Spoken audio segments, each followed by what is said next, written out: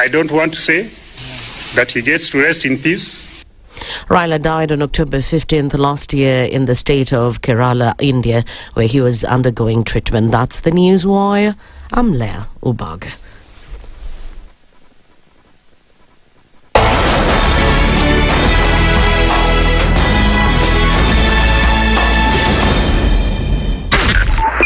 .5 Spice FM, Kisumu.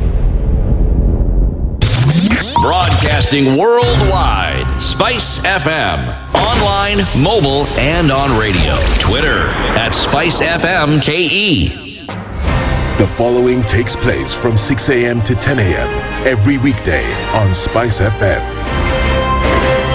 If we just gloss over issues and hope that time heals, then we may find that in generations to come, we might be back at the same situation. And the whole thing is born of stolen elections. Spice. When it comes to the decisions you make, you must be independent. There's no way you can allow one institution to dictate to you how you're going to conduct your operations, how you're going to decide cases. It's a no. When you weaken the institution to the point where they cannot take action, then you realize that politicians have to come up and now start dealing with the issues. That conversation has to die. Our politicians do not like the hard stuff. We must insist on the path of doing things right, whether popular or unpopular. Money changes hands. That is a fact. If you have political goodwill at the highest top, like in Rwanda, then corruption will be an issue of the past. If you don't have political goodwill at the top, we will pass laws, we will amend laws, we will continue passing laws and re-amending laws, and nothing will happen. This is the Situation Room. The only way to start your day. One of the things that are ailing our country is negative ethnicity. You find you as a state officer, instead of thinking as a Kenyan, you think like a tribal person. Let me tell you something. The biggest problem we have had in this country is a leadership deficit. There is nothing that you are going to do in the process of change if you are not a risk taker. So you really have to pursue your vision to a logical conclusion and even be ready to step on people's toes. When it comes to the economy, you can run away people with it. They say statistics are like bikinis. They reveal a lot, but they conceal the vitals. And so government people would throw statistics at you and tell you they're revealing a lot of information to you, but it's really concealing the real vitals. We need to get out of that, because when we want to grow our democracy, one basic thing that really requires to be understood by the political class, by all of us, is institutions are critical. This is the Situation Room. The only way to start your day. In this country, 6 families and 8,000 Kenyans control 90% of the GDP. We are not a country. We are a plantation. We work for Ruto. When you're telling the judges court orders are papers or they will not obey court orders, they're sitting and you're seeking orders from them. So how are they supposed to interpret it? Isn't it an oxymoron? When you see a judiciary that seems to be under some control somewhere, you start questioning. We have very powerful governors, but they don't use their offices to serve the people. If you are not shameful to do what you are doing, why should we protect you? I'm human. Everybody's human. So when you're told, kuja tuongee, I mean, you'd be a fool to say, stagi kuongea. Conversations have to be had, you know? People in leadership should only go into leadership if they are ready and willing to change the lot of the people. The Situation Room, Kenya's biggest conversation. The following takes place from 6 a.m. to 10 a.m. every weekday on Spice FM. Every time he kept on saying he wants a vibrant opposition. How does it make sense that public money has been used for everything and then they dare to sell it back to you? Why are they not giving them for free? That's how broken we are. That's how broken we are. They're being sent home now for fees. They're going to fail to prepare. We are compromising the futures of these children. This is the Situation Room. The only way to start your day. The following takes place from 6 a.m. to 10 a.m. every weekday on SpiceFM. Parliament has got powers. Let me break it down. The National Assembly can initiate an impeachment of the president. This same and the National Senate, Assembly. Yes. That's our constitution. This is just a continuation of the previous administration, which Ruto was part of. President Ruto himself openly said that we're losing 2 billion daily. Daily. I mean, come on. Are you saying that we don't have a central bank? If we look at Kenya, both public-private sector, that figure is ranging between 30 to 40%, right? I think it's clear that the government of Kenya is living beyond its means. This is the Situation Room, the only way to start your day.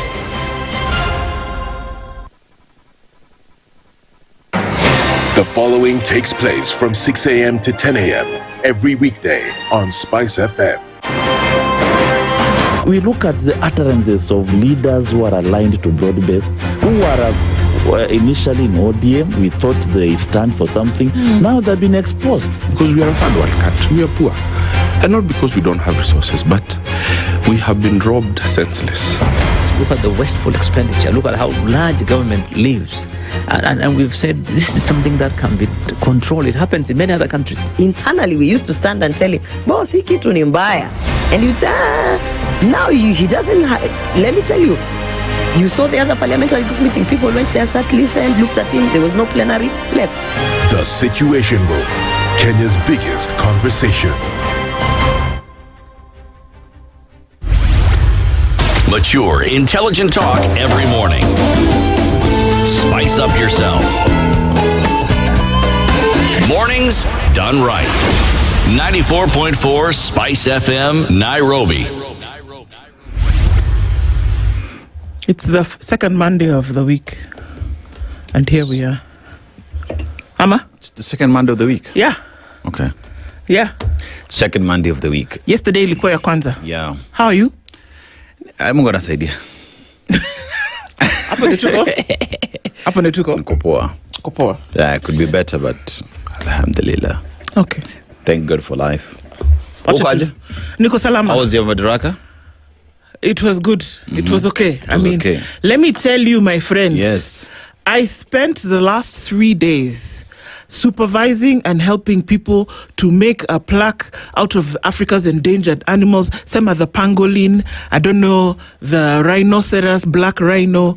I don't know the what. The mountain gorilla. And the boy decided that he doesn't want to do what everybody else wants to do. He wants to be different. Nduh sasa tukaenda kwa pangolin. Which are found in Asia. You see, now I know these things. Yeah. There are 8 species of the pangolin. 5 of them are almost extinct or endangered. Yes. 3 of them, the manis is in Asia, and the other one called the schmutzia and the panagothia, I don't know what, are found in Africa. Many of them in West Africa, you'll find a large population of pangolin in Nigeria, and a few of them you'll find in Central Africa going towards the south.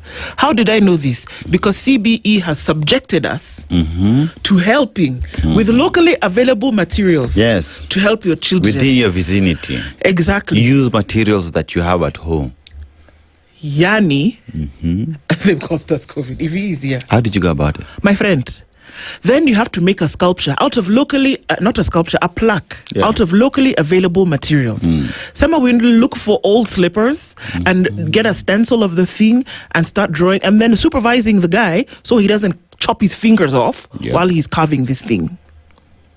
Then being creative, because this is a K-neck assignment, because it then is counted towards your final grade. So it has to be creative and he has to translate what is in his head to the thing. Yes. There were, I don't know how many of them finished today even. Has to be taken to the school because he cannot go with the bus because he's carrying, I don't know, an avocado plant. Avocado plant? So that's it's a different assignment. That's a different assignment. Yeah. So now they're planting, I don't know what, showing how plants grow and what turning into fruit. So that one also had to be carried. And then all of these assignments now each have a folder with pictures and drawings. Yeah, ndio uzazi ndio. Wewe. Up until that's where I was. So ask me anything about the pangolin. Yes. Or the black rhino. I'll tell you today if that, is in your field of importance. That's how my weekend was. Okay. Good morning. Good morning. Have you seen Evelyn's hair? I have. It's very beautiful. Very. Umeambiwa tena na mtu mwingine Abbas. Very, very nice. Good morning. And Joyline is wearing gloves. Is it that cold? Have we reached? By the way, the cold season is here. We told you the temperatures have dropped significantly. So the cold season is here. Yep. By mid-June, it's going to be freezing. It's okay. But it's okay. This now is the season where I thrive. I love it. Let me tell you, when you're cold, you can cover up. And you can... When you're hot, you will not walk around moving Let loose. No, you will not. Hope everybody's doing okay. Welcome to June, where us June babies are getting into things proper, and you cannot steal our joy, those of us who are born this month. Sawa, coming up close soon. Don't worry. Sindo? Okay. Establish that everybody's doing okay. This is the situation. Yesterday was Madaraka Day, celebrations for the 53rd? 64th 63rd Madaraka Day was celebrated in Wajir County, and the president shed a tear or two because he said the time when the northern part of this country was marginalized has come to an end, and it has happened in his lifetime, and he was moved by emotion on that. Those celebrations took place for the first time in Northeast in the northern part of the country. So it was an interesting thing to see and an interesting thing to watch. I thought that the opening of that was quite interesting. And while that was happening, still other things happening in the country whereby court orders seem to be ignored completely concerning the establishment of a quarantine center for American citizens who are coming in from DR Congo. Now that needed to be established, that it is not citizens coming from America. It is those who are infected or seen or have displaying symptoms in DR Congo coming to Kenya. There's a court order in place that this should be stayed until the mention is heard today, the 2nd of June. So that's what's happening. I'm just going through a lot of these things today real quick. That's what's happening there. The courts will now hear the side of the Katiba Institute, and we'll see what happens at the end of it, because it was filed under a certificate of urgency. While that was happening, 8 girls seen to have been identified via CCTV will also appear in court today. In Naivasha. They were arrested over the weekend because the CCTV cameras footage in the Utumishi Academy identified these girls. Placed them at the scene of crime. Absolutely. One of them had been released, but she's been rearrested. And so now that brings the number back to 8. That will be heard in court today, whether there is a case to answer. And we also saw that 3 more girls succumbed to their injuries in hospital yesterday. And so that brings the death toll from this Utumishi tragic case to 19. That's how we start Tuesday, guys. Those are some of the things that are happening. And while that's going on, Nanyuki residents said, excuse me, not on our watch. We are not doing this. You are not bringing a quarantine center here. And so there were... You have to talk to us. Talk to us. But don't even talk to us. Just don't push it. Just don't put it. Yeah. But I loved what the people in Nanyuki did, because they went all the way to the military facility. They engaged with the military men, and the servicemen agreed, and the people went back home. But they got to the town, and the other side of security police officers, you know what they do? What they do? Tear gas all over the place. They showed their hands. Yes, they did. So those are the things that are happening those are a few of the things that are happening in Kenya. And we haven't even gotten to coffee time on Tuesday. Many things going on. And so we'll discuss them in general and in detail today. While that happens, the politics are also happening, sprinkling here and there, and many questions to be asked. But if you're not plugged into these conversations, you're doing yourself an injustice. You must be part of the thing that's going to change your country step by step, brick by brick. But you've got to lay something. It's 20 minutes past 6 o'clock. This is a Situation Room. Dennis Tola Aseto, Nduh Okoh with you this morning as we get into conversations. Our live streams are up on YouTube, Facebook, and on X. Thank you for joining us this morning. Our audience on KTN, we're delighted that you join us even as we get into things. Some of these conversations will be heavy, but they're necessary that we have them. And it is here that we will have those conversations, regardless of how comfortable or uncomfortable they are. So karibuni sana, and thank you for being with us. We'll say hello to you in just a minute, and then we'll get into what we'll be talking talking about today? Let me tell you about that real quick. We'll start off our conversations, as you know, beyond this hour at 7 o'clock, where we will be looking into issues around containment or concern. Dr. Nduh Jiatela is the Secretary General of the Kenya Medical Practitioners Dentist Union. Join us at 7 o'clock. The Ebola facility debate, containment or concern. He joins us at 7.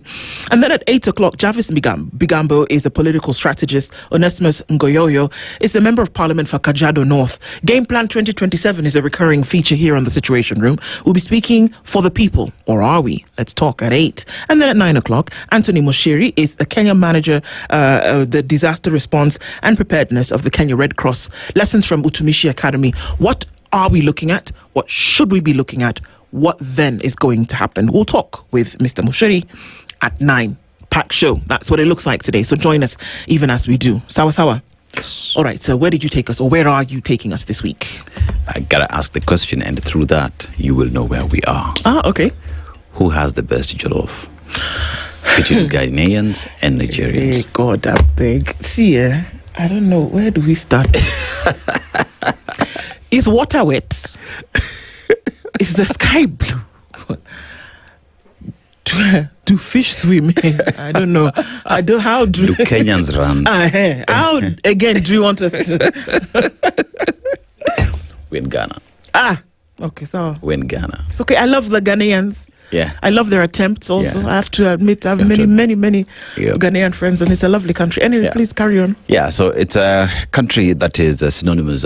One of the first country to gain independence in Africa.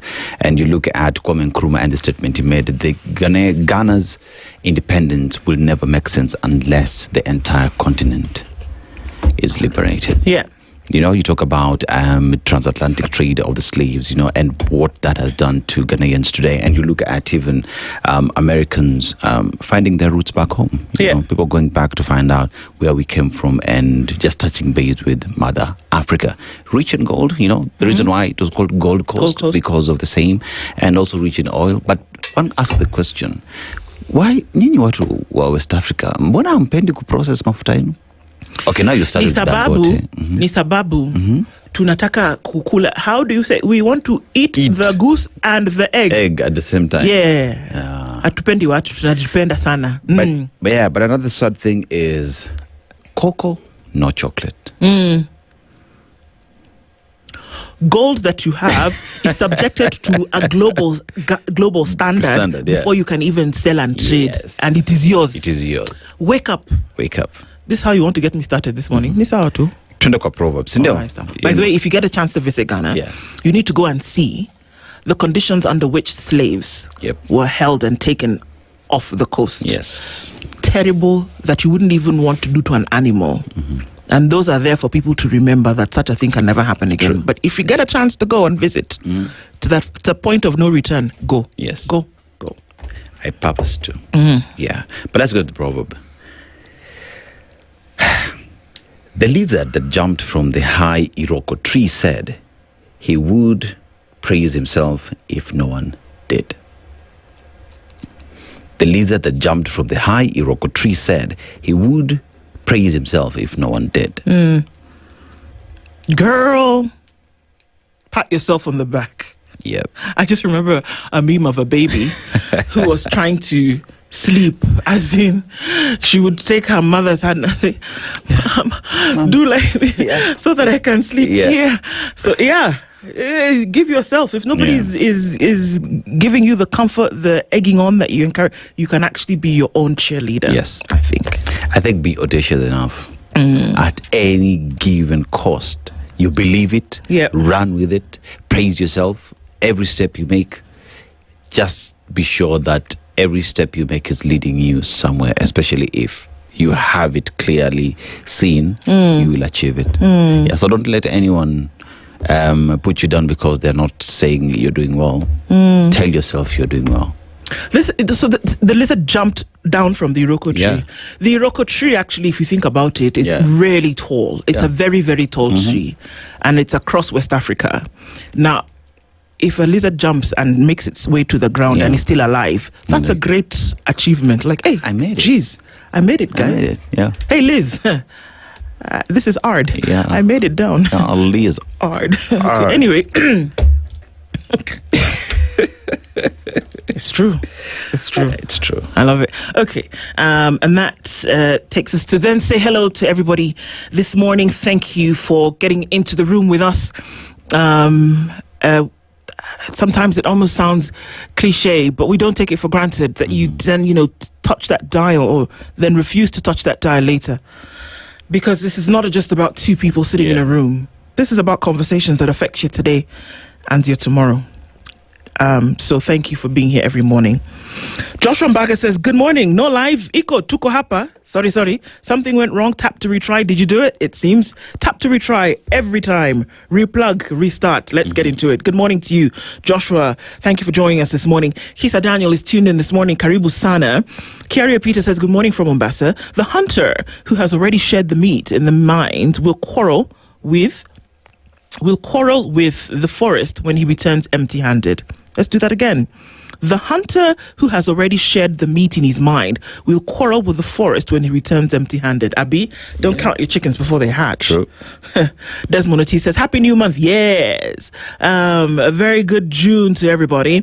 Nduh and Dennis and I. Okay. Charity begins at home while parenting. Also remember to do the roles of parenting like discipline. Walimu sio kila kitu. I agree 100%. I agree 100%. That even these, look, let's not even get into it right now because we'll never move. But yes, I agree. Parents have a big, not even a big, the role to play here. Wishing you a blessed and productive month of June, says Joshua. May it bring good health, new opportunities, wisdom, peace, and progress in all your endeavors. Happy new month to you, sir. Karibu Sana. Kimiak says, you know what? Nothing good will come out of the Kenya Kwanza administration. Happy new month.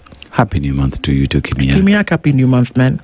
Boba Coco says, good morning, Dennis and Nduh. Listening from Kendu Bay. Just asking when the DNA matchup hits the wall, as it's the case on the Utumishi school matter, what next? Well, I think that justice needs to take its course. Yep. Yes, it does. It does. It must. Sugarcoating here. Yeah. When the DNA shows up, and you're going to use that in terms of investigations, and you find something, it must. It must. It must. And the same thing that we're saying here, justice, when you talk about court orders and things like that, the same thing. If the court says that you hold on this thing and you're doing whatever it is that you're doing it, then you do what? You hold on. You hold on. Leo says, good morning. Hello, Princess Nduh and Dennis. Good morning to you. The quarantine station was passed by Parliament and signed by President Uhuru in 2015. That's 11 years, 2 U.S. presidents and countless Ebola outbreaks. Why wasn't it built? That's a good question. That the agreement to this, if we want to be honest with ourselves, was signed a while ago. But did it mean that it would be, and now it would be interesting to look into that agreement and see whether it said that everything that happens later on would be accepted. I think even when you look at that agreement alone, right, you have to read that agreement with what then the constitution of the country says. Because every other thing that happens in the country must have public participation. Citizens must have their voice on the same. So if we are finding ourselves in a situation where all this construction is happening and citizens are not being involved, what is greater? Is that agreement greater than the constitution? Is the question. Absolutely. Yeah. You have to ask it. Yeah, you have to ask it. You definitely have to ask it. Eric Nganga says, good morning, Spice. We missed you after a very long holiday and the defeat of Arsenal. Yeah. Yep. Okay, keep it moving. Finalists. Okay, so it was a good game. It was a very good game. It was a good game. PSG came on top, so okay. I thought it was interesting, the play on numbers, that Arsenal won the EPL after 22 years, and this is also the 22nd time that PSG is winning the Champions League. So 22 seems to be an interesting number that's played here. Right? Yeah, all but right. Aseto should have done better. Should have. The deployment of players was kidogo chini. PSG coach, you have to give it to him. You have to give it to him. Man. Oh my God! Plus his joy after that was just palpable. It was great. Eric Nganga, thank you so much. It's good to have you in the room as well. Robert Nyange tuned in this morning from Bidikani in Voi. Isakali says, good morning, Spices. We have a stubborn habit of surviving headlines that would sink lesser nations. Brighter days may be delayed, Kenyans, but hope has never missed a matatu in the future. I agree. I've said it over and over again.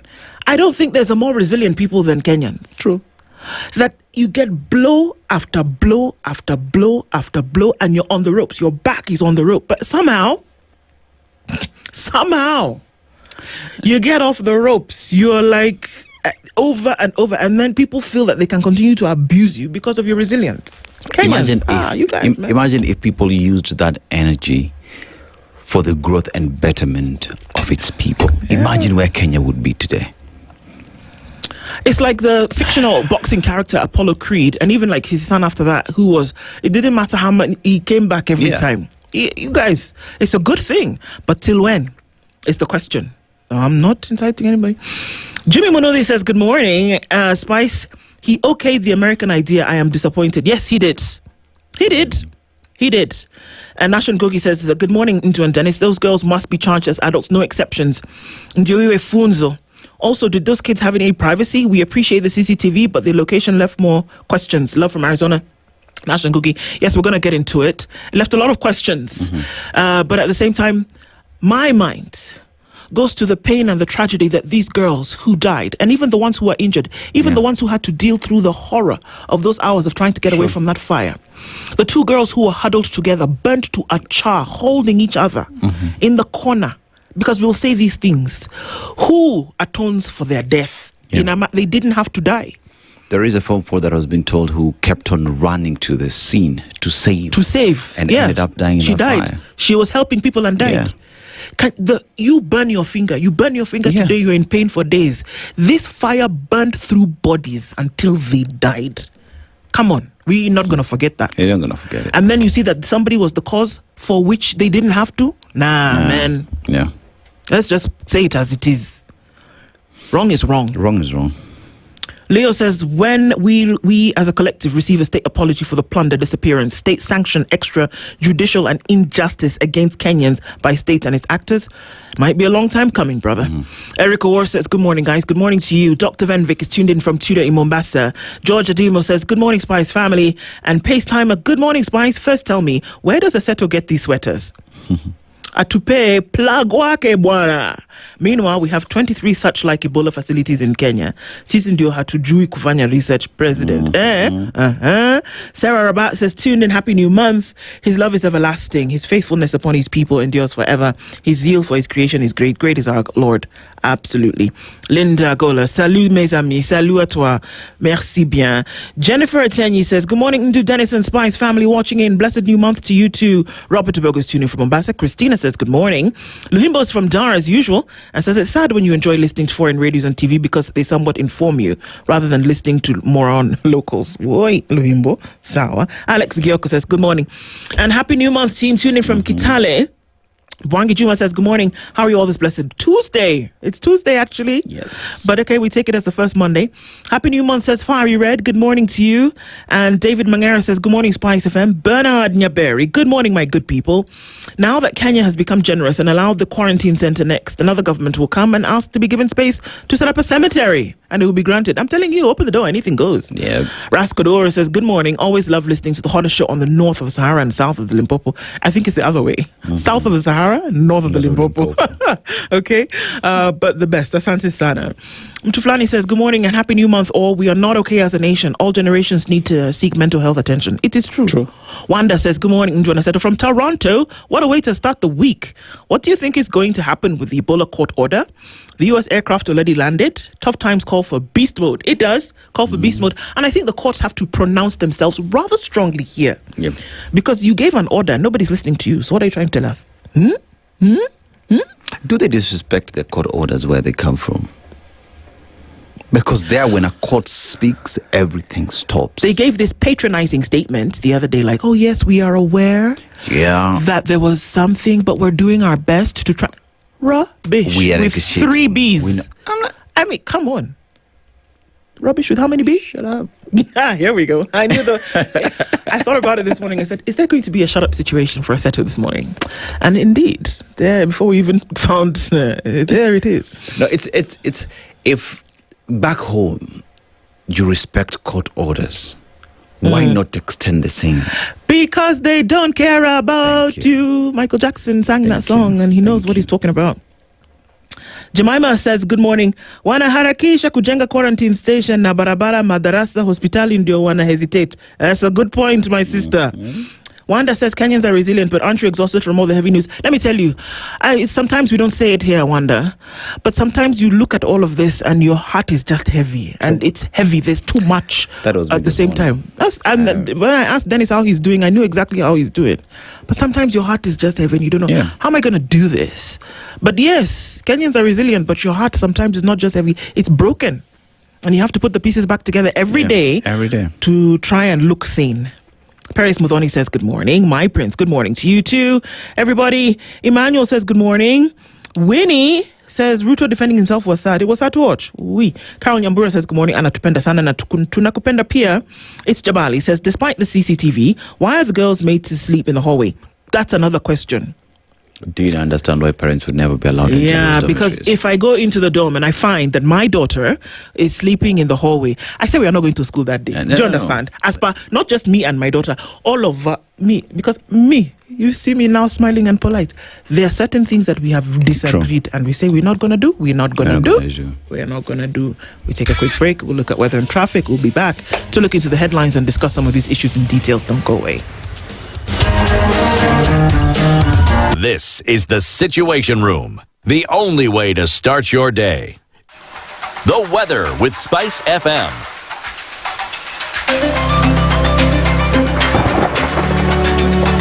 Temperatures dropping in Nairobi, 14 and mostly cloudy. We'll see a high of 22, and it's 14 and sunny. Looking into Nakuru, and 15 and cloudy in Njeri, 19 and really sunny into Kisumu, and partly mostly sunny conditions at 16 in Kakamega. It's 23 into Mombasa and 24 into Malindi. Mostly sunny conditions at 18 into Marsabit, and it's 21 and cloudy into Kampala, while at 23 partly sunny in Dar es Salaam. It's partly cloudy at 9 degrees in Johannesburg. We'll see a high of 19. Lagos at 28 is clear, and it's raining this morning in London at 16. Beijing is sunny, getting into Tuesday afternoon at 32, and it's clear Monday night in New York at 14, coming into Tuesday. We'll see a high of 21 and a low of 12.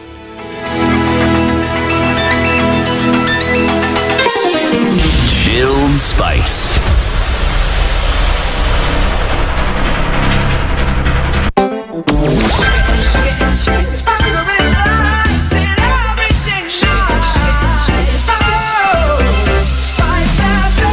Spice up your life. Traffic.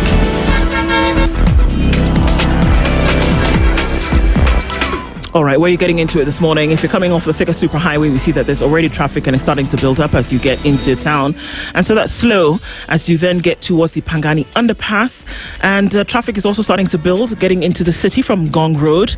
And then you get to Naivasha Road at that junction. Some is going to go through towards Riara Road. Some of that traffic remains baked right there on Naivasha Road, heading out towards Gong Road. So that whole area with the construction that's still going on or something, it's going to slow it down a little bit. And as you get into the CBD, from whichever end you're coming in, if you're coming in from Westlands, there's traffic there. Coming off of Haile Selassie, joining with the Uhuru Highway, there's traffic here as well, but nothing too crazy at the moment. Coming in and outbound on that Embakasi stretch, there's some traffic, and then I think we're just starting the morning. Looks like it might be a busy one. Let's keep an eye on all of this. We'll talk SpiceFM KE on X, hashtag The Situation Room.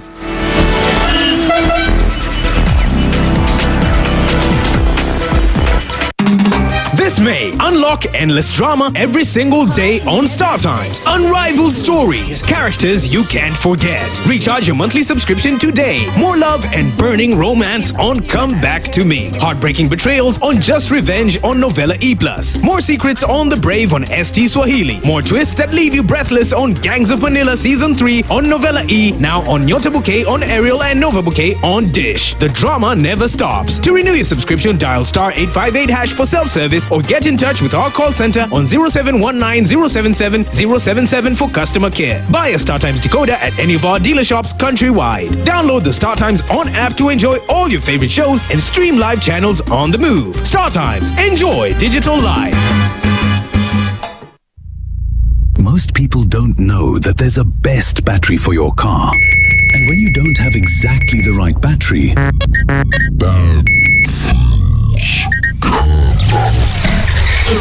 not all batteries are the same. Make sure you get exactly the right battery for your car with Chloride Exide's super powerful Exide batteries with advanced technology designed for start-stop vehicles. Choose the best for your car. Choose Chloride Exide. Mature, intelligent talk every morning. Spice up yourself. Mornings done right. 94.4 Spice FM, Nairobi.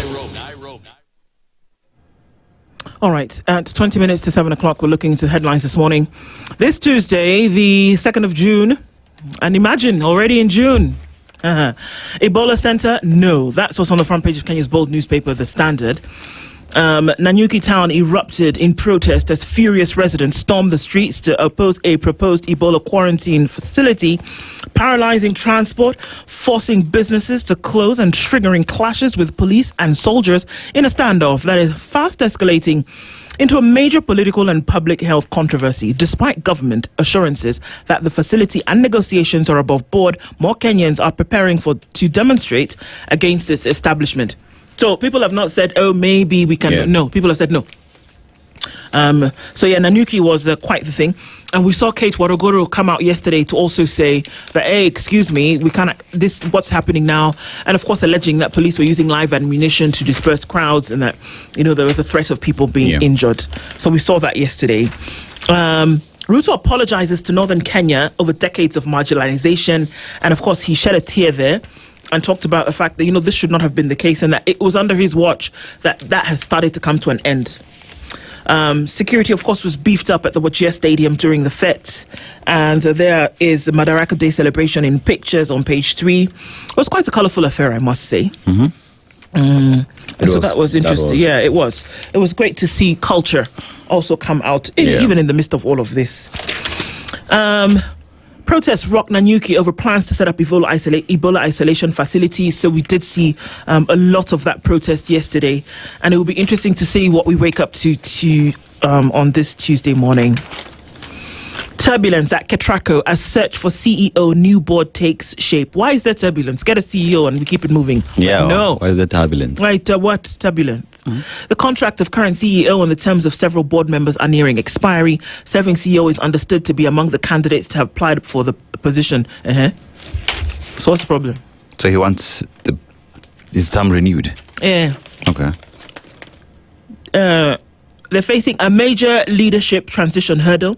The contract of the current Managing Director and Chief Executive Director, Anthony Wamukota, and the terms of several board members is nearing expiry, and the search for a new team lead is ongoing.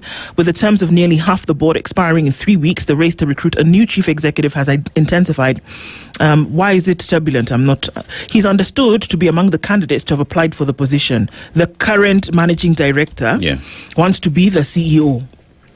Other leading contenders include Kip Kemoy Kibias, Justin Muna, the Acting General for Design and Construction, Samson Akuto, the Acting General Manager for System Operations and Power Management. So everybody seems to be acting at Ketraco. Okay. So amongst the actors, somebody wants to be CEO. Okay. Turbulence, I don't know why, because I guess that's the turbulence.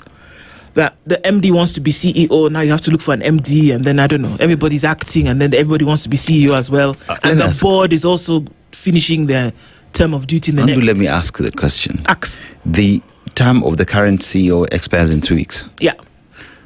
3 weeks. Yeah. And you want now is and when now what you're looking for. Yeah. Because I'm assuming this position should have been filled like 6 months ago. Yeah. So that during that period, what we're doing is transitioning and making the new CEO just acclimatize themselves with how things run. Yeah. Because now here we're talking about 3 weeks. So you go through the rigorous and turmoil and turbulence, right? Yeah. Then you start settling in.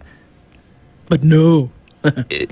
Anyway. Why do it early when you can wait till the last minute? Why? Kuna jokes. Now, remember how they wanted to increase your NSSF contributions? Yes. And we said what? How? Well, the court has said we're keeping NSSF contributions at 200. Okay? So that's what the court has said. Whether this will be followed, it's a totally different question. Millions of workers and employers escaped higher... Yes? What happens to the ones that you've been paying? Thank you very much, my brother. But you see, I was hoping that you would ignore that so that you would give me time to look at the other headlines. I was hoping that you would ignore that. That's why you saw me going very fast. And I was hoping that your coffee had not kicked in just yet. Okay. So we just continue because now, let's a kettle of fish. Okay. Right. Child offenders law tested as 8 students are linked to school fire. Yeah. The question in everybody's mind that Kenya has a law that if you are under 18, a child in Kenya, that you cannot be tried as an adult. Yeah. But the things that you have done or alleged to have done, the nature is described as heinous and criminal.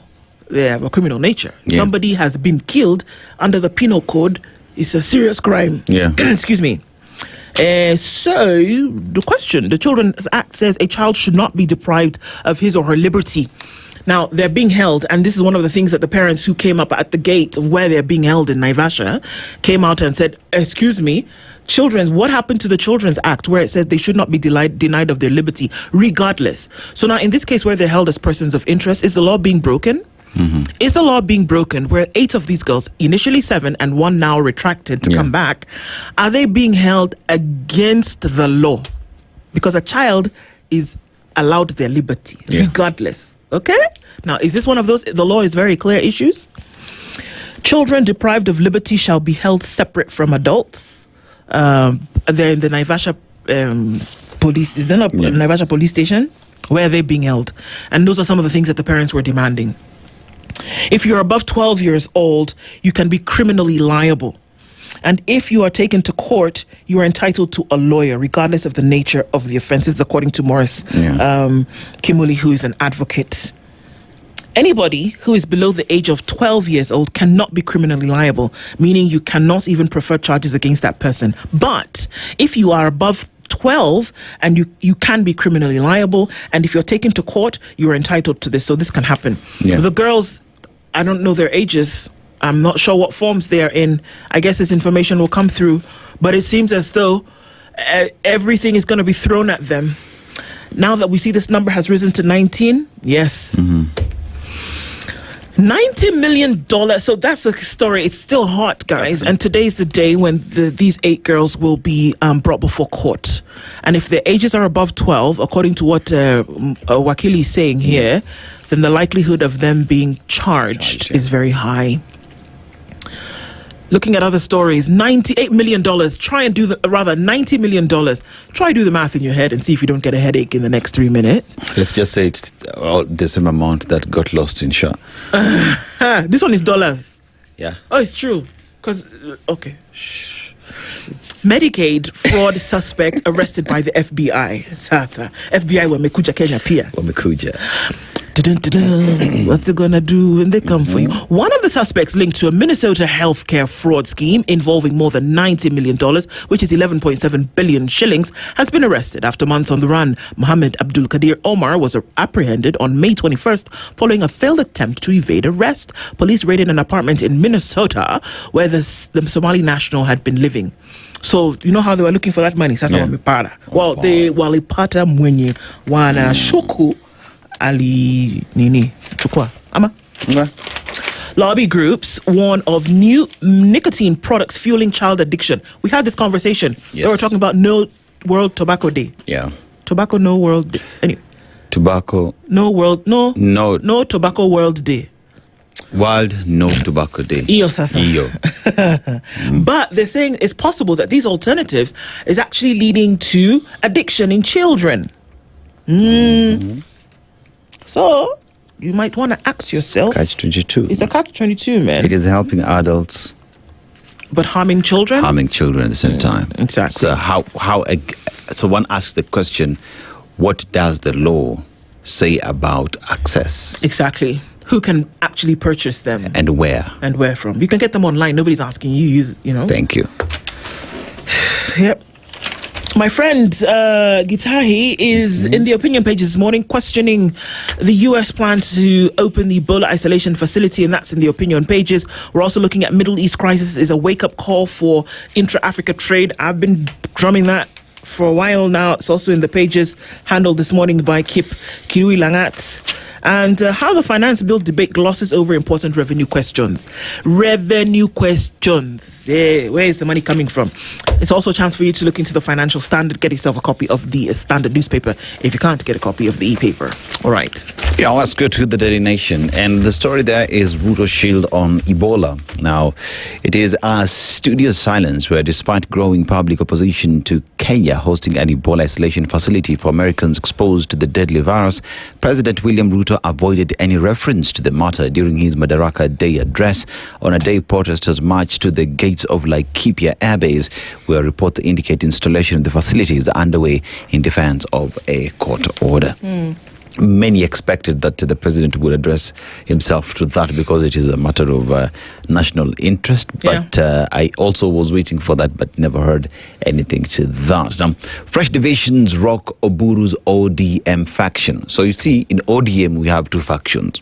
Now, Oburu's faction, that one which is Linda Ground. But they said they're now factionless. They are now factionless, but that faction, either way, that is now factionless, has another faction, has a problem, has a problem in it. So queries after some senior party officials, including National Assembly Minority Leader Junet Mohammed, skip major Kisumu event. You see, in politics, optics, my optics friends. matter. Yep. You know, you don't show up to an event where like, were you not invited? Where were you? Are you out on an official business? Were you sick? You know, those are the questions. So what exactly is happening in ODM, the second faction within the faction? All right. Now, President vows to end exclusion of Northern Kenya. So this is the president, as said, that Northern Kenya, the days when they would be excluded from development, hizo time zime isha. He also responded to that road. Remember that ile barabara ya kwenda Kutulo, sijui ya kwenda Modogashe. Actually it's true. He said it and I was like, wait a minute. Yeah. Wasn't this road already started? Yeah, he said it again. Modogashe. Yes, he said we are working on that. So, interesting things that were said. Yeah. Not in our town, Nanyuki residents protest over isolation of a facility plan. You know what? This protest will not be there if only people respected the court order. Yeah, so that is on page 2 and page 3 as well on matters to do with the Laikipia Airbase. Madaraka in the north, Ruto apologizes, pledges billions for development. I think maybe it should be the apology season. To know? It should be apology season. Apologize to the parents of Utumishi for losing their children. You know, apologize to the country for capitation delaying. Apologize to the people for their roads not being maintained by roads maintenance levy. If he's singing that song, it's too late to apologize. You know, celebrations marked by calls for peace, discipline in schools as well. There is that. And on page 6 is the pictorial of the Madaraka Day celebrations. Across pretty much the country, we see different counties as well on how they celebrated the day. And state doing little to curb femicide. Yesterday, there was a protest march in the CBD. Protesters criticized the government for not taking any action to implement task force recommendations. You remember last week on Friday, we had that discussion on task force in the education sector that were never implemented. There is another task force that also came with a report, and implementation remains. See, while you pay 100 million at different counties, they set up a tent in the different counties and said they're doing femicide awareness. Ama? Beyond setting tents, nothing to show. Yeah, so why faction chose to drop Linda Ground? So it's an explanation on why that happened. So their rallies were once grand spectacles of political theatre, awash with orange hues that adorned podiums, campaign caravans and branded merchandise. But as internal wrangles deepened, the once vibrant gatherings gradually thinned, while the frequency of meetings dwindled dramatically. So you remember when you're being told sisi ni ODM, hiyo mambo ya Linda Ground wacha, seemingly there was a problem within. At that time. So this thing of sisi ni ODM we only, it's a decoy because there is a problem that has not been addressed yet. It's true. Interesting. It's called the political silly season. Yep. ODM Jamboree exposes cracks in Oburu's camp as well. So that is in page 10.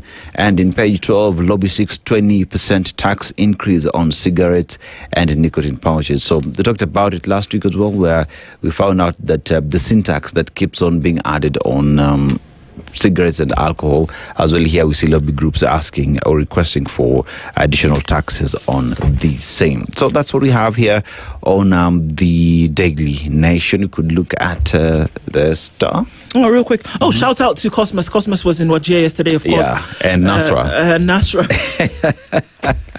Nasra, a.k.a. Grace Nganga. And Shamim, a.k.a. Sheila Kiddies. Cosmos has come back with tales of yore. Yeah. Cosmos, don't worry. Saw a spider. Saw a spider and decided other processes would not occur as a result of seeing the spider. Okedi decided to postpone remainder one, tapeleka Nairobi. Exactly.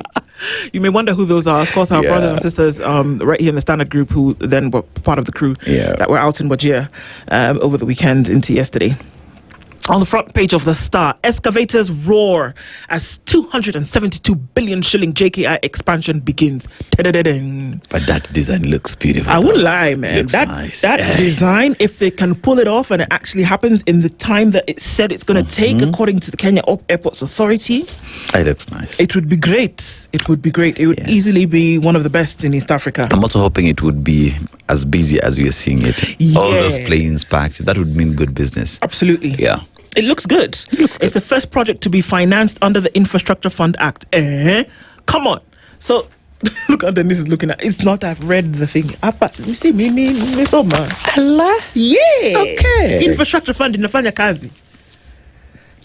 What? Moving on. Okay. Of course, talks about Madaraka Day. Event signals a new era for northern Kenya is what everybody's saying now. A man jailed for 15 years over fatal radio fight. A man who stabbed his neighbor to death after a row over the sale of a radio has been sentenced to 15 years in prison.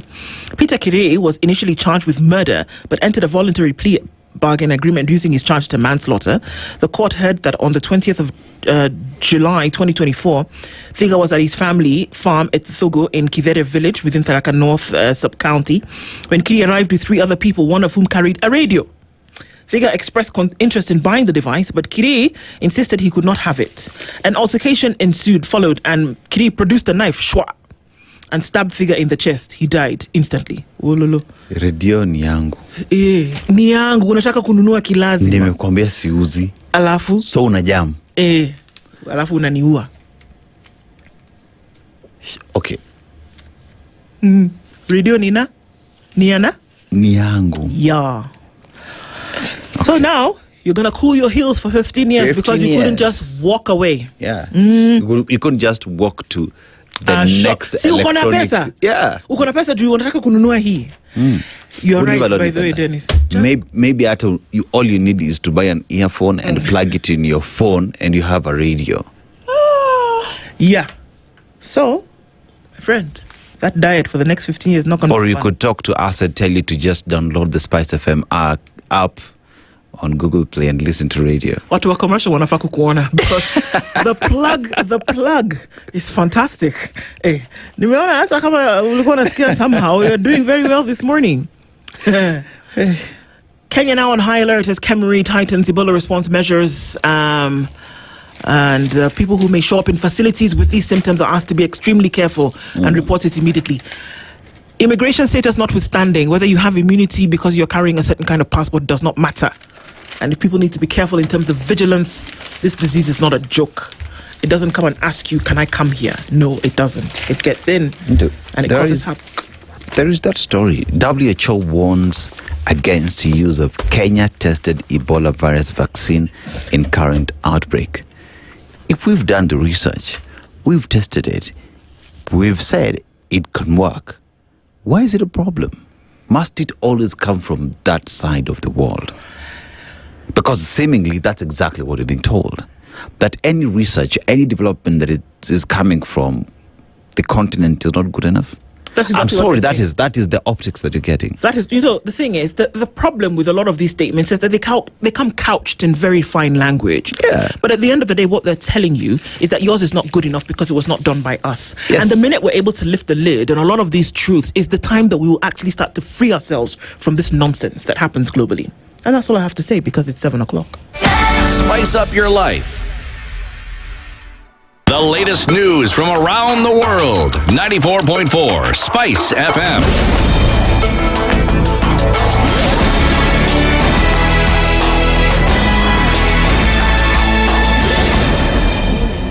The News Wire. I'm Leah Ubaga. President William Ruto has defended the government's plan to establish an Ebola quarantine project at the Laikipia military camp, urging opposition leaders to stop turning the issue into a political debate. Speaking in an interview with journalists from the Northeast region at the State House in Wajir, President Ruto said the government understands the steps it is taking and that the main objective is to enhance the health security of the citizens against outbreaks of dangerous diseases. He added that this cooperation has helped Kenya control various health challenges such as HIV/AIDS, COVID-19 and Ebola. I want to ask those who are questioning our preparedness or our preparing to make sure that we deal with a challenge if ever it gets to our country. What are they telling us? They are telling us we should not prepare. Are they telling us we should not be ready? The American government has supported us. They have deployed huge resources in Kenya to work with us on HIV/AIDS, to work with us on other diseases. They worked with us on Ebola. In fact, KEMRI was one of the institutions that worked on research on the vaccines for COVID.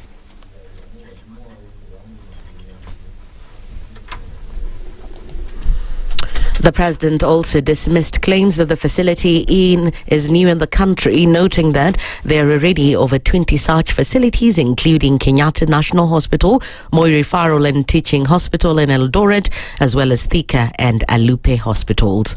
Facility that is at Laikipia Air Base is not a facility different from all the other facilities that we have across Kenya. We have 23 other facilities set up in Kenyatta Hospital, in the Police Hospital in Nairobi, in Moi Teaching and Referral Hospital in Eldoret, in Kenyatta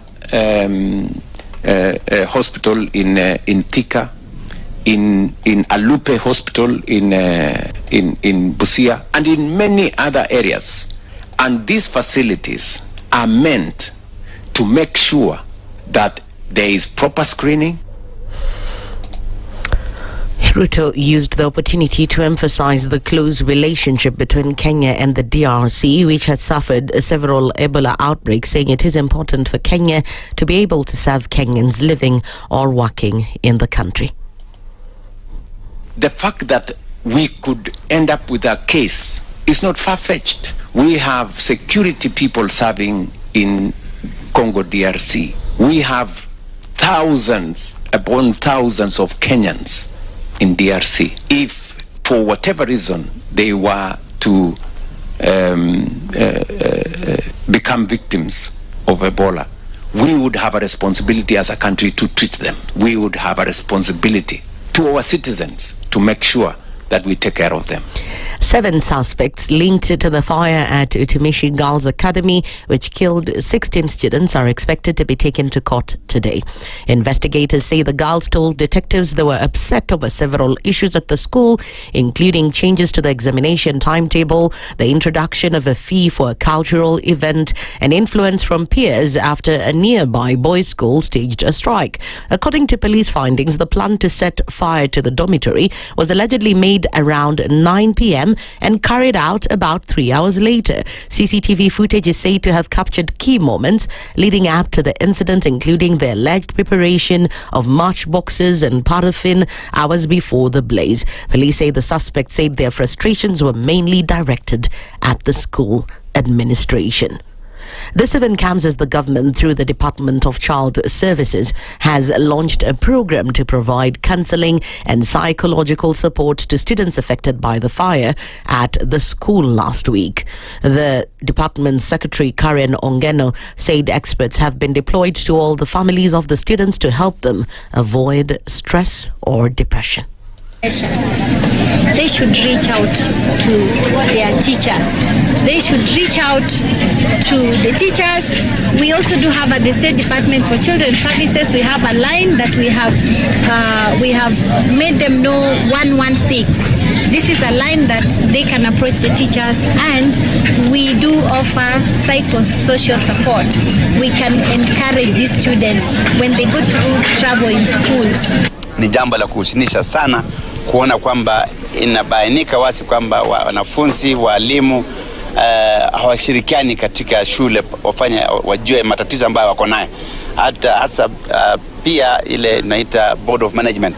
A post-mortem examination conducted by Naivasha Referral Hospital and pathologist Dorothy Njeri confirmed that the deaths were caused by severe burns. Out of the 16 bodies, 10 were identified by the families, while 6 underwent DNA tests following the severe burns beyond recognition. That's the News Wire. I'm Leah Ubaga.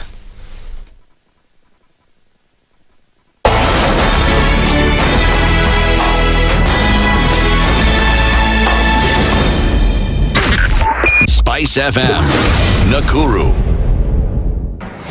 The following takes place from 6 a.m. to 10 a.m. every weekday on SpiceFM. Baba should disown these experts and they say they went there on the, because he keep on telling us that these experts you came from Dubai and you found them there already at State House looking for jobs. Government has to has to introduce austerity measures. It's something that this government and the previous ones have not been able to do in this country. We've talked about it so many times. And really, I think you have seen the modus operandi of William Samoei Ruto since he came in. It's just showbiz. This is the Situation Room, the only way to start your day. The following takes place from 6 a.m. to 10 a.m. every weekday on SpiceFM. Members of parliament, they go to settle, they just promised they get given tea, mandazi, and 100,000. That's not development. External borrowing, 589 billion. Are we on the same page? What did parliament pass? If anything happened to our president today, God forbid, that man would become president. Na ndio alilenga hizo stories za Shakahola. The real thing is our constitution has only one person who is accountable to us. This is the Situation Room, the only way to start your day.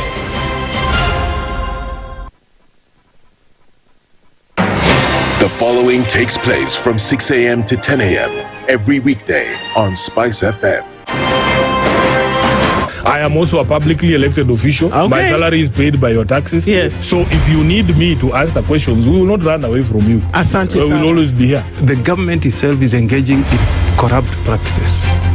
That the government itself deliberately schemes to influence through bribery members of parliament. You pay for a passport online.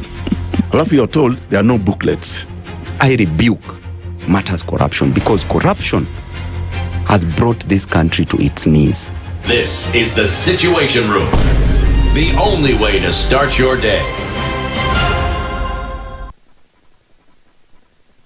Mature, intelligent talk every morning. Spice up yourself.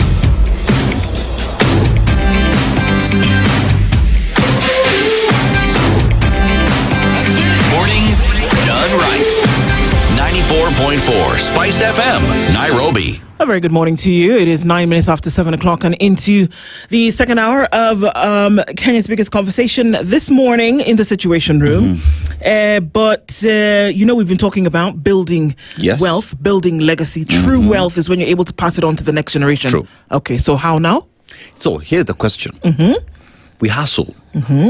We go out there and grind every day because we want to make sure that we not only live well, but that those that come after us, not before us, after us, live a good life, right? Yes. So this is where Britam whole life life plan is coming in to ensure that you're able to achieve this, because it's saying, okay, fine, we know you want to enjoy life, but how about if we hold your hand and we walk together and ensure that that money is put somewhere for greater days. Okay. Right? Okay. So here, Britam Whole Life Plan is permanent solution designed to protect your loved ones. Not you, your loved ones. Yeah, because it only comes after you've gone. When you're because no longer here. When you're no longer here, it's not a question of if, it's a question of when. Unajua, so just leave us if knowing even tomorrow could be that day. But we know we are praying for longer days. Yeah. So this plan provides lifetime coverage once you complete your chosen payment period of between 10, 15, and 20 years. And you're talking about from 5 million to 100 million shillings that goes into your Kikasha. Kikasha is your account. I was going to ask what? Kikasha is your account. Okay. So your beneficiaries receive the immediate tax-free payout. So Zakayo would not get into there. The taxman would not get in there to get your money because it is tax-free. Okay. And by 3% every year to cushion your family from inflation. So whether bei ya mafuta imeenda juu, everything has gone up, you're cushioned from those. You get your money intact. You get your money intact, regardless of what it is that happens. Okay. So because your true wealth is not just what you build, it is the legacy you leave behind. So how do you get this? SMS life and name to your town to 21778. Okay. You SMS what? Life. And the name of your town to 21778. Or you WhatsApp 0705 100 100. Good student. Repeat again. 0705 100 100. Because Britam, it is not if. It is when. When. Exactly. Wewe ni candidate. Thanks. Wa kwenda kwa baba. Sajipange leo. So, message received. Gotten. The Secretary General of the Kenya Medical Practitioners Dentists Union is Dr. Davji Atela, and he's in the hot seat with us this morning. Good morning, Dr. Ari. Good morning, Nduh. How are you doing? I'm doing fine. How are you? Fine, thank you. Yes. Karibu sana. Asante. We have questions and the clarifications that were needed. Yes. And there's a lot of uproar about certain things and protections. We'll talk about those in just a minute. But Dennis this week takes us to Ghana. Yeah. Have you ever eaten jollof? Yes, I have eaten. Which one do you like, Nigerian? Careful with the answer. Careful with the answer. The differences are not so much. Not so much. Yeah. But you don't want to say. But I think the Nigerian one sometimes has more chili. Okay. It's good for your stomach. Yeah. So another thing other than that is the fact that Ghana is the very first country in the continent to gain independence. You know, you talk about Kwame Nkrumah and the vision he had, and he said, despite the fact that we have independence, if it does not translate to the rest of the continent, then it would not make sense. You know, and you look at how even black Americans or African Americans nowadays go back to just retrace their footsteps where they come from to be in touch with their history. But let's go to the proverb. The lizard that jumped from the high Iroko tree said he would praise himself if no one did. How would you interpret it? Yeah, repeat it. The lizard that jumped from the high Iroko tree said he would praise himself if no one did. Yeah, I would interpret it that, most of the time, with conviction, and when you take action to do something, you are doing it. Yeah. So most of the times you will expect response or praise or validation from the people that you're doing it from. But mostly, if you know what you are doing, then that conviction or that work that you're doing does not need to be praised. You just continue doing it. Yeah. Oh wow. See? Absolutely. That's great. See? Very true. Mimi ni daktari anatibu wananchi. I need to be told I'm doing a good job. I'm just doing it. Exactly. Amazing. Gotta love it. Okay, so of course, we heard an announcement that was made a couple of days ago. Actually, not more than a couple of days ago.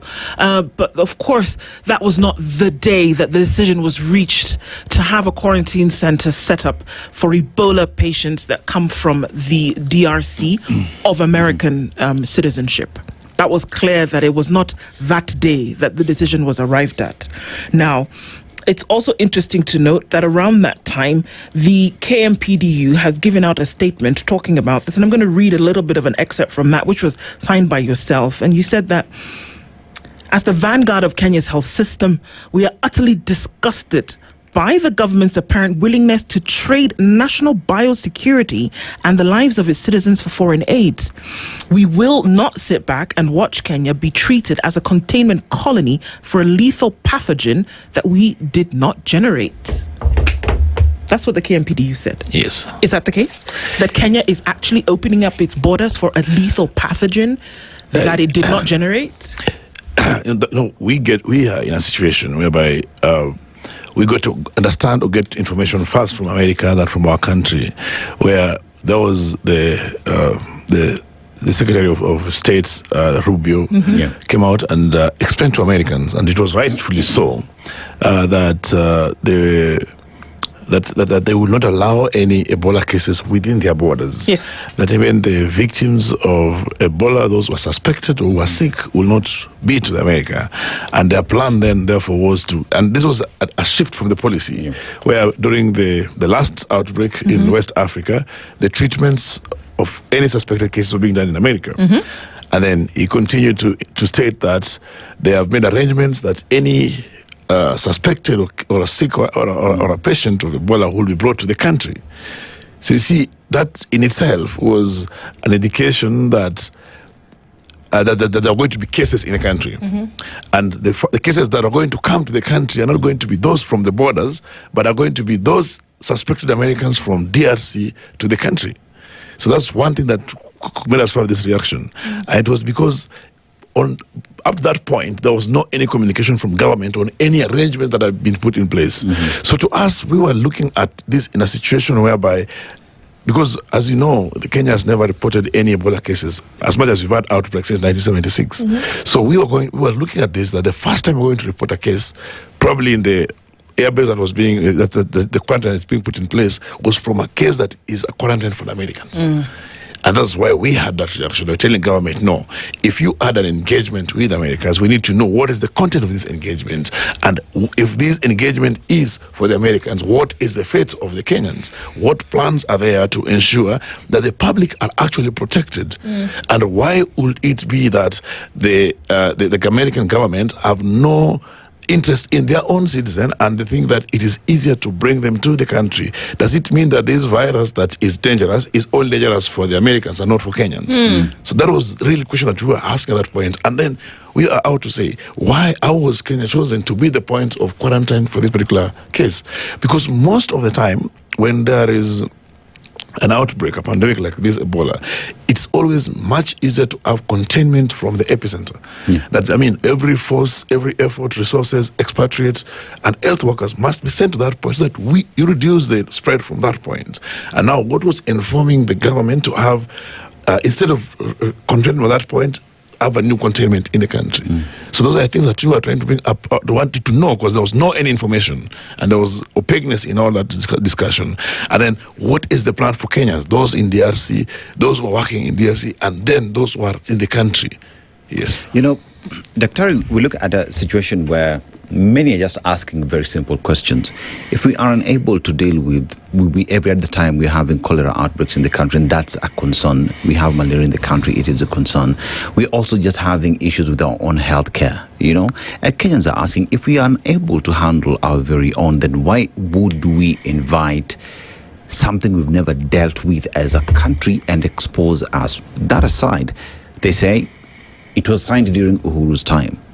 Why are we seeing it being implemented now? Should this fight go back to Uhuru's time? You know, politics sometimes is very difficult to understand, and the way things are communicated can also be very different, because as much as it's said that this was signed in 2015, 2022 renewal, but we know that the agreements that we are talking about currently is based on a G2G agreement between the Kenya government and the United States government. And I'm saying this because the Trump government, when they came into the office, they were out quickly to get away from WHO and to do away with the US aid, the system that was designed to handle such scenarios of cross-border infections and epidemics. And so therefore they were trying to deal with individual government, of which in Africa, I think Kenya is the country that works very closely with the US. And therefore, what we are dealing with right now is some document that was signed on 4th of December 2025 by the Prime Cabinet with the American government on the cooperation. It is just beyond the epidemic and the outbreaks. There's also aspect of the digital healthcare, where they're supporting the system that's being used. There's issues of health workforce. There's an issues of commodity that are there. The essence and the concern that we have as health sector, and that was all there with the public and the civil society, was the opaqueness of all the conversation. Yes. That when you have an agreement and you have, in fact, that was bringing an approval for the data, the issues of data in December, that there's need to bring people on board to understand and to see the implementation, so that accountability can be part and parcel of the conversation. When it is said that US has been supporting the healthcare of Kenya for over 60 years, with about 20 to 30% of the health budget that is being used in the country as partners, it is very clear to see that money, what value does it have to the Kenyans? Yeah. And that can only be understood and can only be appreciated when it is transparent, there's accountability to it, and there's understanding on what value it's bringing. Dr. As key stakeholders in the health sector, right, such decisions would inform involvement, would inform participation from you in terms of knowing what the government has put in place to secure its citizens from Ebola. What you're hearing right now is that the US government will handle its business on the side. But what happens if that gets to wananchi, if there is Ebola in the country today? Is there any plan that one would say, we have enough plan around handling Ebola, that even if the Americans are coming in, are setting up the thing on the side, we as a people, as the government of Kenya, as doctors, we are sure we are able to handle that? Is there any plan that you would say is concrete? At the time that we were giving our statements, the only conversations in the country was about the quarantine that was being set up for the Americans. It was after the reactions of the public, the civil society, the unions, and the public generally, that the Prime Cabinet came and said that there are 17 other quarantines that are setting up for the country. And the Cabinet Secretary came out and said that they've been trying to do more of these particular isolation units, quarantine, and having plans to have the Kenyans protected. Yesterday at night, I saw the President, when he was in Wajir, he said that it's not only the Laikipia quarantine that is being talked about, there are other 23 others across the country. That, if that is the case, that's a lauded issue. That we must actually laud that. That's a good plan. But one thing we keep on insisting, it shouldn't just be that it is there when there's a reaction to our concern. We need to consume this information, and we need to be able to actually affirm that it is a reality before we come out gun-blazing about what is not happening. And number two, when we say we have over 23 of them, we need to see that, how are they equipped for the public? And how will they be able to help the public? Or are they just like those schools that were done during the COVID-19 time? That's something that we need to ask the government to actually explain. The other thing is that in terms of, because we know one thing, when we have Ebola cases, we need to have a very strong intensive care units or support for the patient.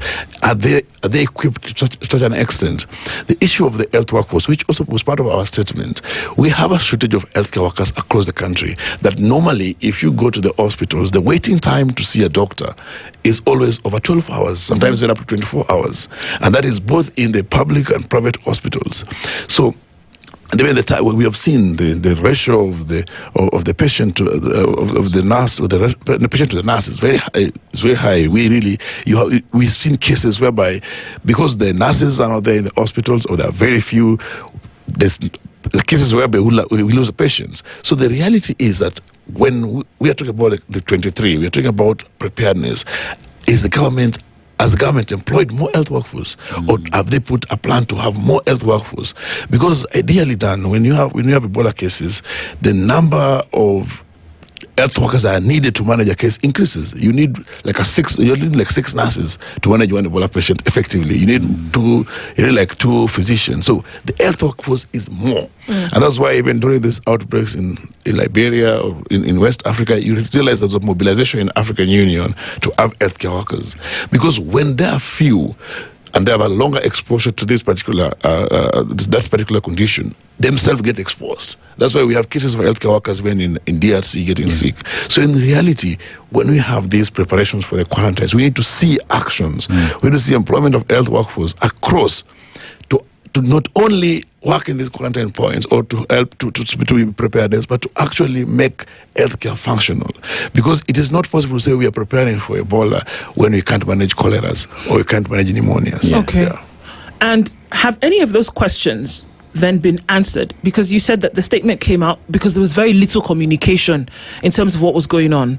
Have any of those questions been answered to a satisfactory level now, whereby you can then say, well, if there's going to be a center, then make sure you hire more doctors? Most of the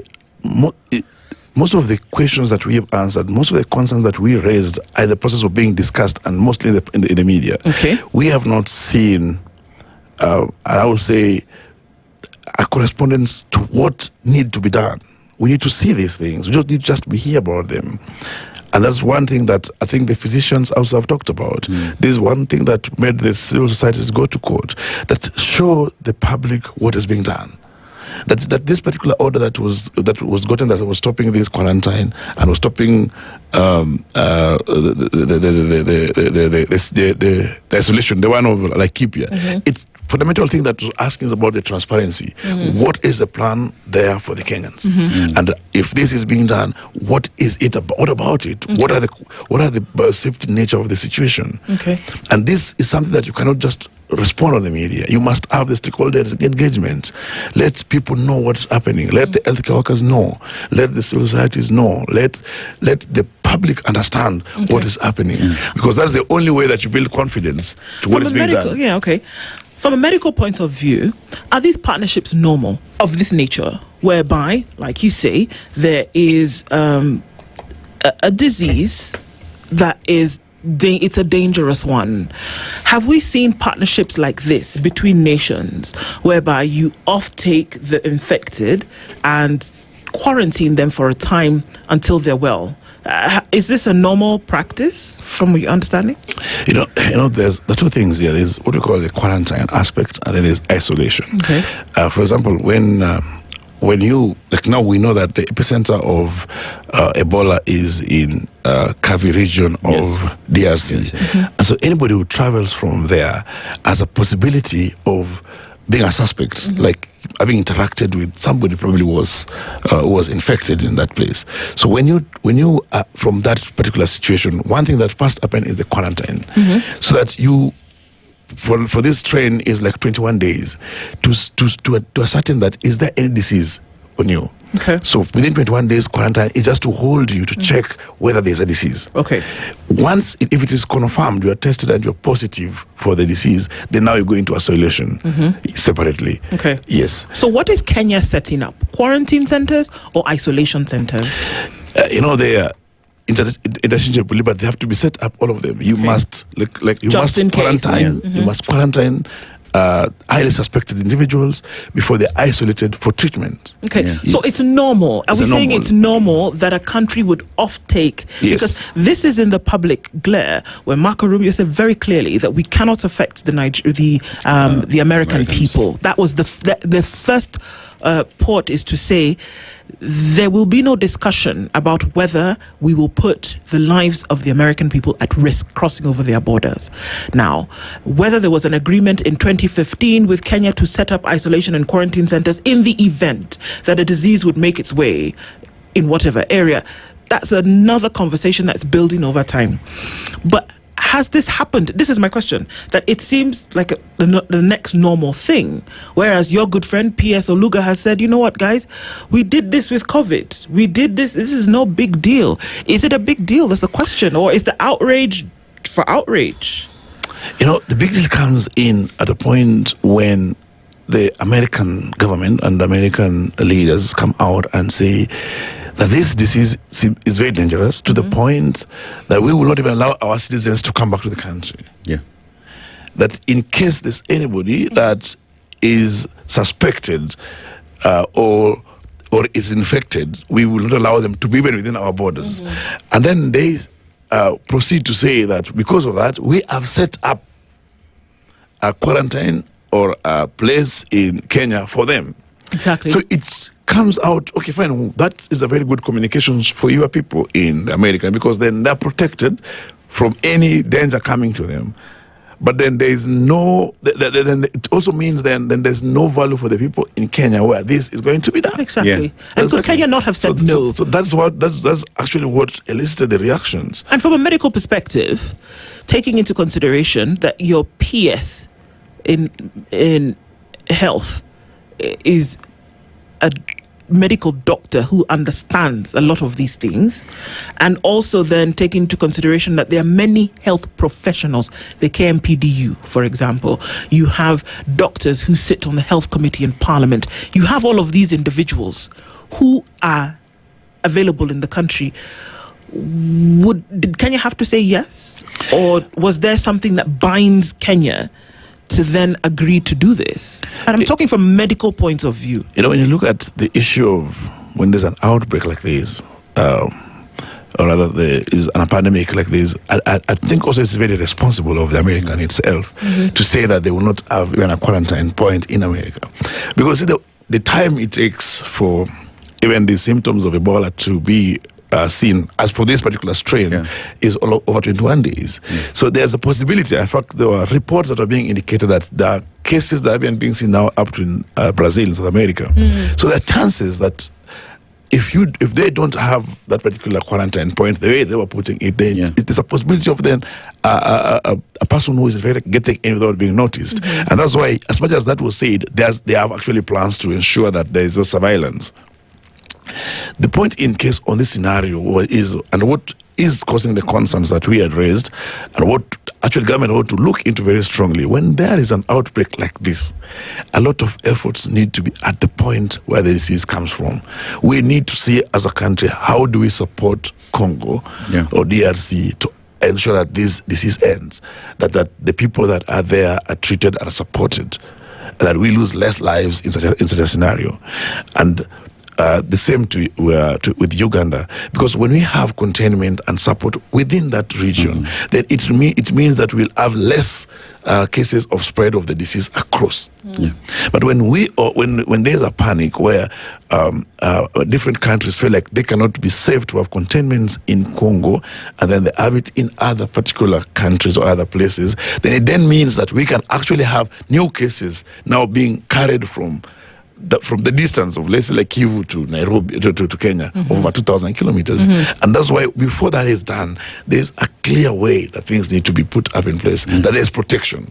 You know, Doc, we talk about setting up the Ebola quarantine facility at Laikipia, which is one would say is a military facility meant for Americans. That's fine.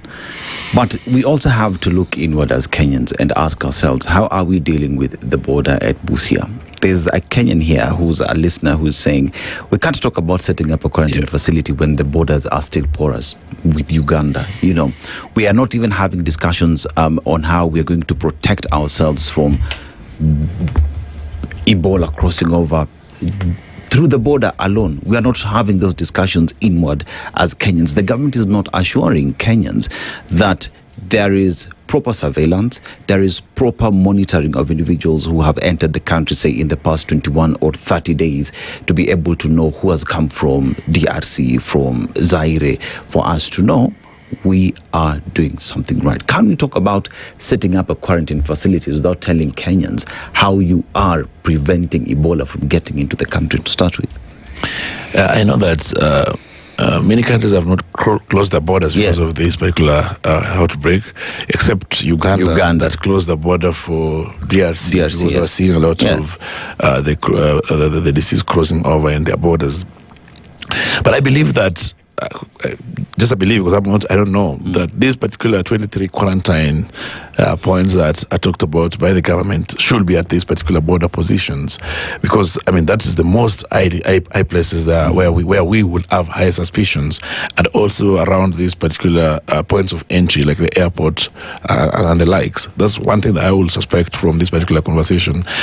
But then also giving credit where it's due, that we have had these cases of Ebola since 1976, different outbreaks. In fact, if you look at history, it's almost every 2 years there has been outbreaks either in DRC or in Uganda or in West Africa. But we have not had any case that has been reported or confirmed in the country. So it means that whatever surveillance has been there, to the extent that it has been, it has made sure that we have not had a case in the country, because we are quite close proximity to Uganda and even DRC. But because this one is coming at a time also when there's an extensive war in DRC, and we've had reported cases whereby the quarantine units in DRC are even being burnt down by the community, so people end up mixing down with the community, and that means that there's more spread. And I think this has well been reported by WHO. So ideally, this is a time that government need to give more confidence to the public, and not just by talking, by showing what they're doing within the borders. And see also, health in Kenya is very different, because there's an aspect of it that is devolved. So it means that the county government must be brought on board so urgently and so quickly to also reinforce the same standards of the policy pertaining to the surveillance and pertaining to actually ensuring that those border checks are actually working. Yes, so that's one thing that need to be there strongly. But also, as I keep on saying, this cannot just be there by word of mouth. This has to be there by us seeing what is being done. And the biggest impediment to any health services in the country, I can keep on saying, is health workforce. If you say you've deployed 1,000 health workers or 2,000 health workers to help handle the issues of Ebola, and you've not seen employment of the same, then we are wondering, have they left the wards into the surveillance units or to this screening? Because that is key. We need to see health workers actually being deployed, being employed and deployed. Yes. Do you have any information of any deployment so far of any health workers? All I know is that the permanent secretary for the public service said that they are deploying 1,000 healthcare workers to help in screenings and in mitigating within different quarantine units that they are indicated. But we have not seen those recruitments, so we don't know whether it is requesting from the counties or from the ministries, from different ministries. Because what then need to be done is we need to see. Yes, because as I said, we have a shortage. We don't have health workforce. Yes. Who are these quarantine centers for? And I ask this because it's clear from the information that we have so far that the infected Americans or the suspected to be infected Americans will be in these quarantine facilities. Are they for anybody else? Will anybody else then be able to access these facilities if the need arises? Or are they just for Americans? You know the quarantine that put up for a pandemic like this, like COVID-19. Essentially, they should always be for anybody suspected to have traveled from the disease-prone region, like from the Congo or from the Uganda part of it, essentially. And that means that when you are suspected, you will stay there and be monitored for the number of days that for the symptom less 21 days, and then you're okay, you're released back to the community, and if not, then you go to the isolation. That's essentially what it ought to be, and what ought to happen within the quarantines. But then what was causing the uproar over the Laikipia air-based quarantine is that it was not going to bring the suspected. It was not going to be like a place for screening. It was definitely going to pick or to take the DRC Americans and then bring them there for quarantine. And that was the concern. And therefore we came out and asked, why only the Americans? What about these other the Kenyans? And then the minister actually tried to answer that and said the quarantine is open for the Kenyan military, for the Kenyans who are working in the DRC and all that for that particular purpose.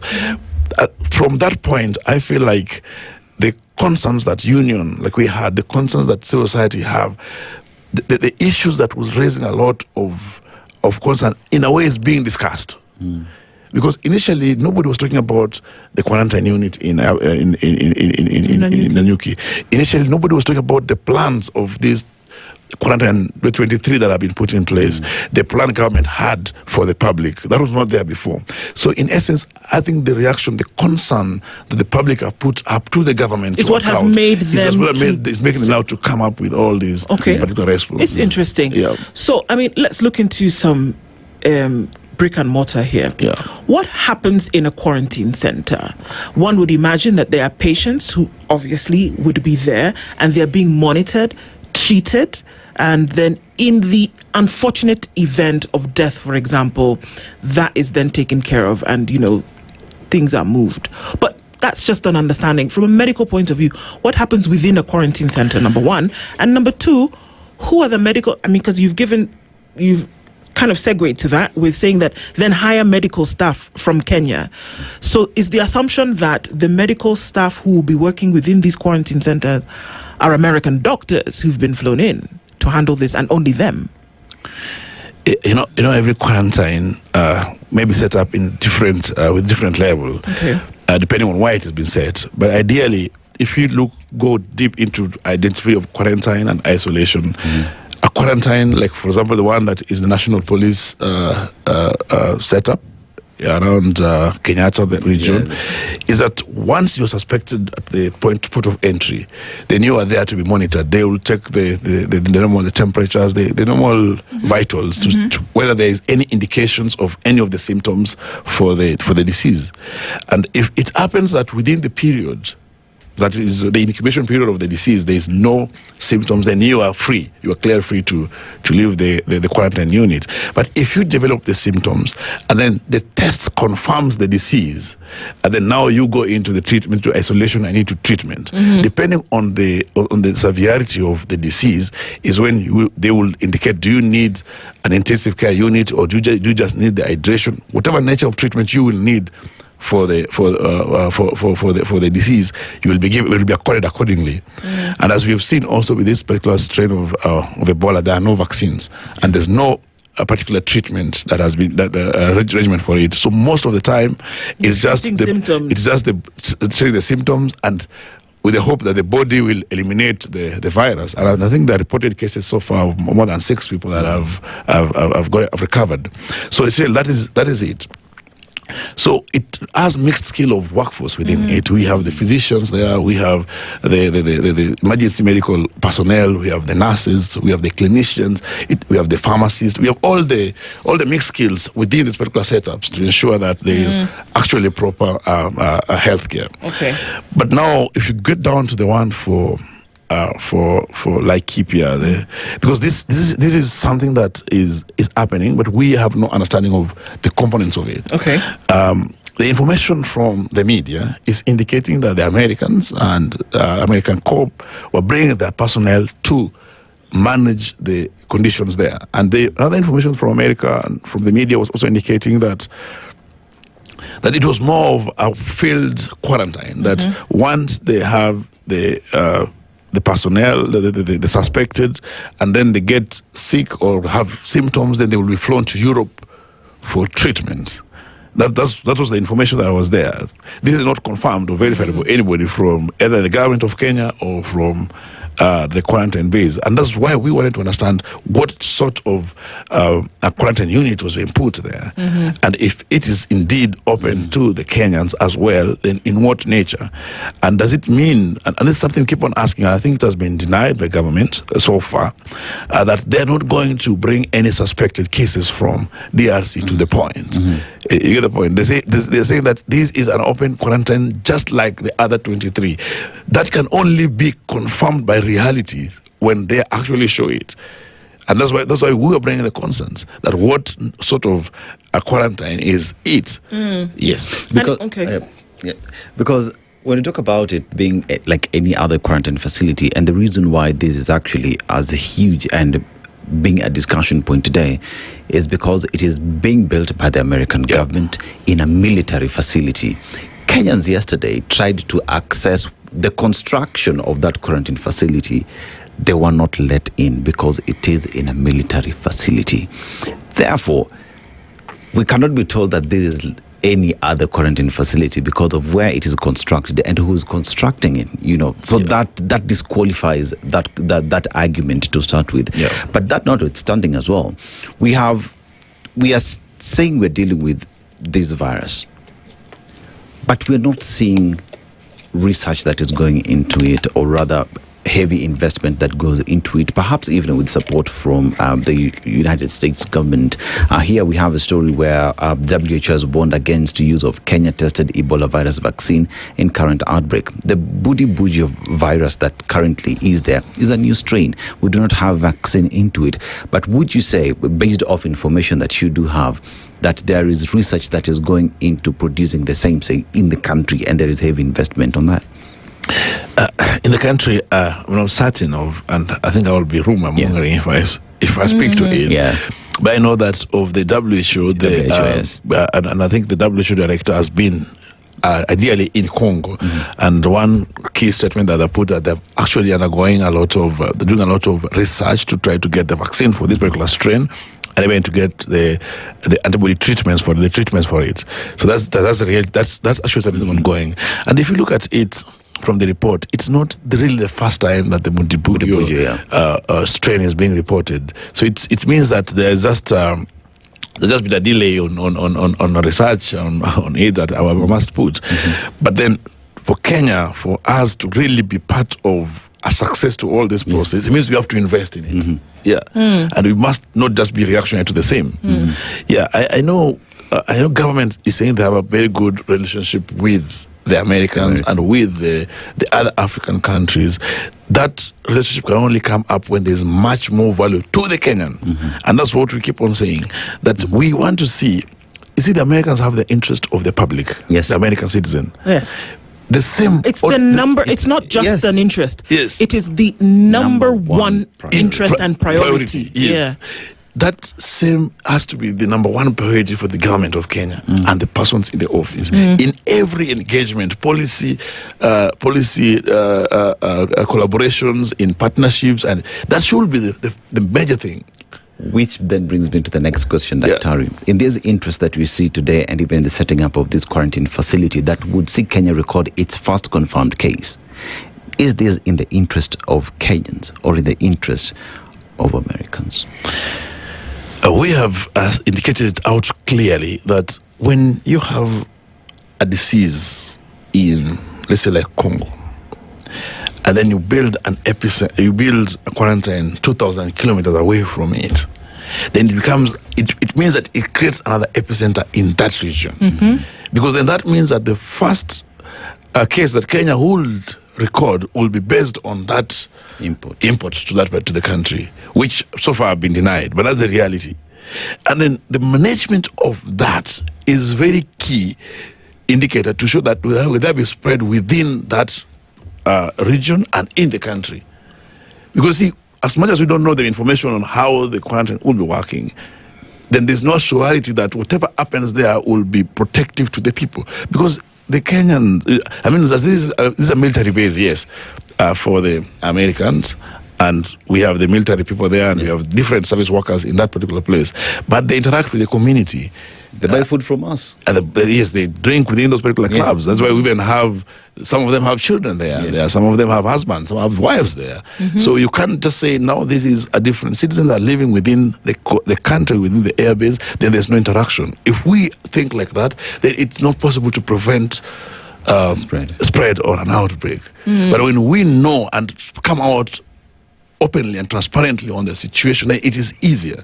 And sometimes I keep on saying, what brings the outcry, the reactions of the public and of organizations against some of these particular moves of the government is lack of transparency and the communication.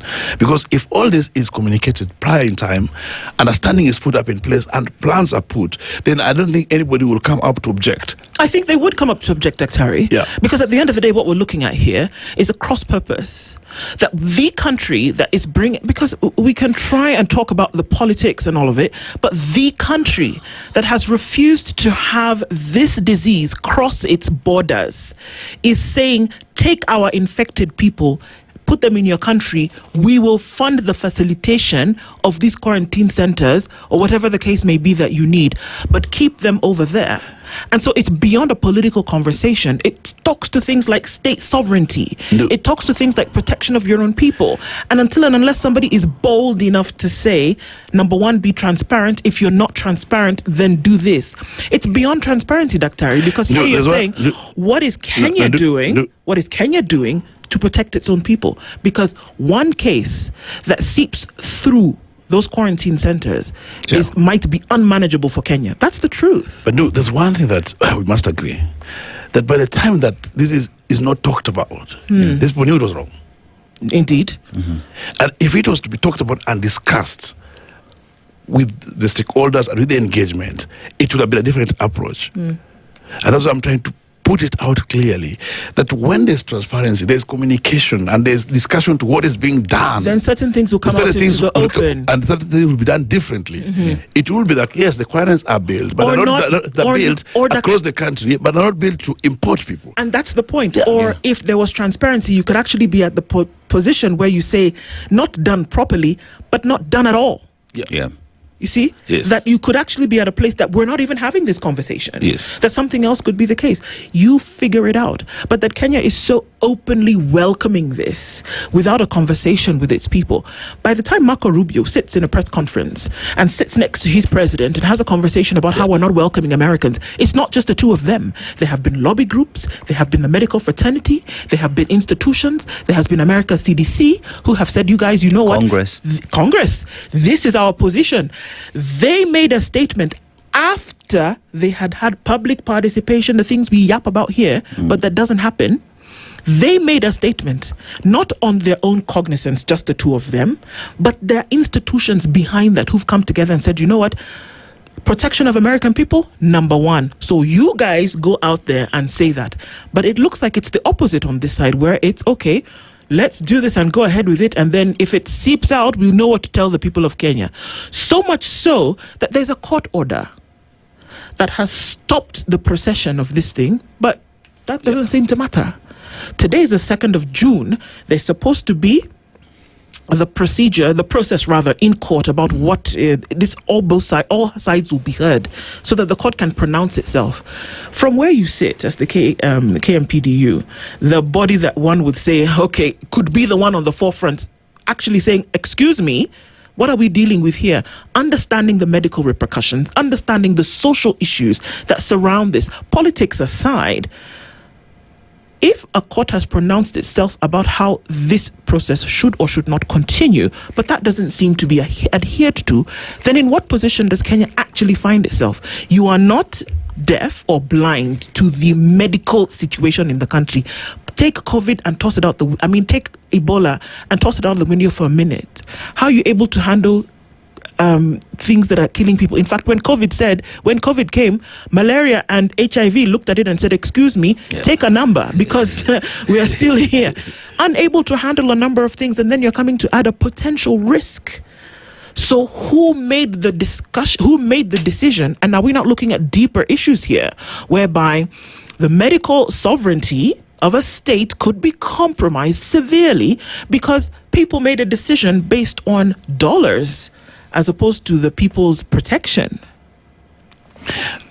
If you look ideally even to this American CDC, they did not support the stance of the government of America, where they were saying that they're doing a quarantine in Kenya and not allow any American citizens, the victims, not to be airlifted to America. And they say this based on the outcome of the cases of Liberia, where all the Americans who were airlifted from Liberia, from the West Africa, and taken to America because of the nature of the investments in the hospital, none of them passed, all of them recovered.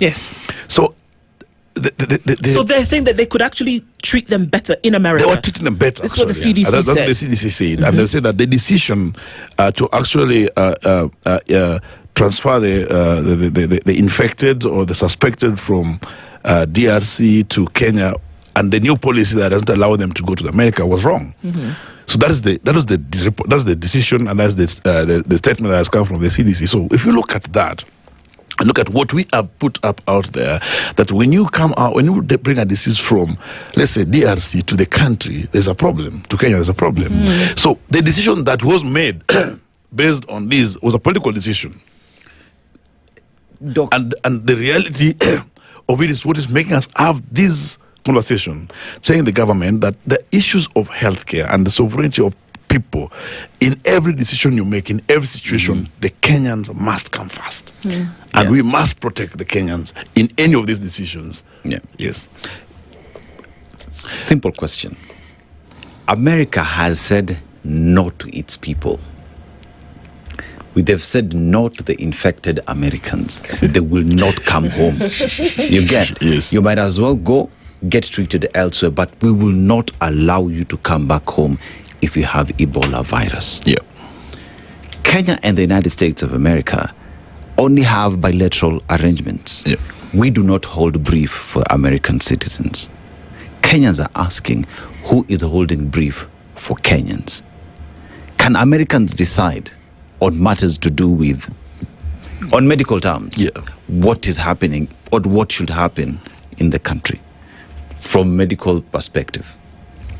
No, they can't really decide. But you see now what happens here, and if you put this out very clearly, the money. You see, that's where it's at. That's where it starts, and that's where and that's where the thing is. And I think from the communication from government, they've said the percentage of healthcare that are being supported by the Americans, not now but for quite a while, is what probably drove them to that decision. But now that decision in itself, is it positive for the Kenyans? And that's why we have these reactions. That when you're making a decision, despite the money, despite the support, will the consequences of an outbreak be more devastating than the support that we are getting? Would it? Would it? Definitely, if there's an outbreak, that will be the case. And that's the question that need to be answered by the decision maker in this particular process. And that's why we came out to push the idea. So it seems to me that there should be a greater push. We can talk about it here, but when we're talking about the protection of people, it seems that there should be a greater push. And I'm coming back down to the doorstep of the KMPDU. Because yesterday, after the Wajir celebrations, the president said, he didn't say someone, I allowed the US to set up a quarantine center in Kenya, and there are 23 others. He said this, and I'm quoting verbatim.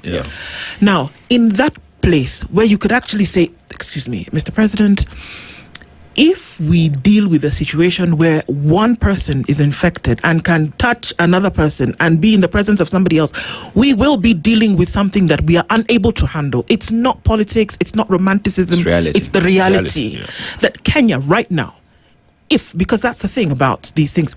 Can you see somebody who's in the incubation period of Ebola and know that they've been infected? You cannot. I cannot look at you, you cannot look at me and say this person is infected, because I could still be in the incubatory period. We know this.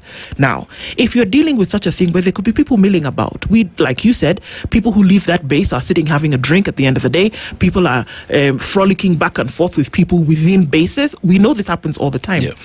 Kenya is unable to handle its current medical concerns, without anything else added to it. Those should be the push behind the conversation that we don't hear happening. Who's to push and say, Mr. President, in this case, sir, this could actually be detrimental to the country? I believe that even up to the point that we have this particular court order, it shows that there's consciousness among the public and among the people that they want answers and they want actually responsiveness from the government. And that's why we took a very strong stand on this particular issue. Why? And if you look at it, it is, and we have put it here, that it's out of the concerns of the public that the government is actually directives. So, and that's what will be happening in the courts today. The court, the directives will be the directives will be the people will be presenting. This is the direction that courts gave, and this is what we expect. So, no, I don't agree with you that the people have not risen up to ask questions on this matter. I think to every extent, not just ask questions, to push and say that this situation should not be. You know, even the conversation here, the essence of it is to push and to make sure that there is an understanding why this is happening and to ensure that it stops with the aim of protecting the public And even when people go to the street like we saw that, they display the outrageous. The only problem we raise sometimes is reality. Things that we discuss tend to sometimes be politicized. Sure.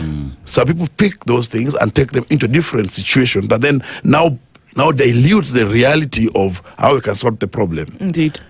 But still, engagement of the stakeholders, like we saw the physicians that came out very strongly on this matter, the civil societies, the union, it is key that we must all have answers. We must all be ensured that we are protected. At the core. That's the core. Indeed. Today is June 2nd. We're going to hear what the courts will have to say in terms of that process. And it's not dead in the water. And that to hear that groups will come out and say the protection of Kenyans must come first, just like those of the Americans. Indeed. Secretary General of the Kenya Medical Practitioners Dentist Union, Davji Atela Daktari, thank you for joining us this morning. Thank you. One to watch. And we'll call on you again to hear what the next thing will be. Hoping you will come. Thank you. Asante Sana, good morning, 8 a.m. Spice up your life. The latest news from around the world. 94.4 Spice FM.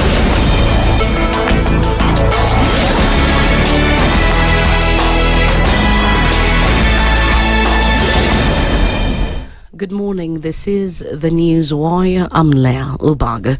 Elgeyo Marakwet County Commissioner David Kosgei has slammed some parents for allegedly contributing to their children's indiscipline in school. Speaking in Elgeyo Marakwet, Kosgei said the move undermines the efforts of teachers and the government in maintaining discipline and a conducive environment for the delivery of educational services.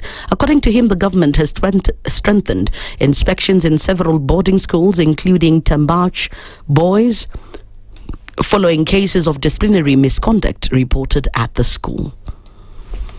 Kuna ugonjwa ingine imeingia kwa mashule, watoto wanachukua sheria kwa mkono. Tambach, mimi sitaki kusema Gilgil, na hiyo ni shetani kubwa sana kupoteza watoto 16. Lakini hapa kwetu Tambach watoto wamekataa kusoma, na wale wanapea nguvu watoto ni wazazi. Hata wazazi wenyewe wanataka mwalimu mkuu asaidie watoto kuiba mtihani. Kwa hivyo tumetuma watoto waende nyumbani, kisha wiki ijayo turudishe wazazi kwa hiyo shule tuongee. Hata St. Patrick's Day tunalinda sometimes usiku na polisi. Kwa hivyo tunaomba wazazi mchunge watoto wenu. Tutachunga watoto wetu. Kwa hivyo mimi nataka tuungane pamoja, si ndio? Tuchunge mashule yetu.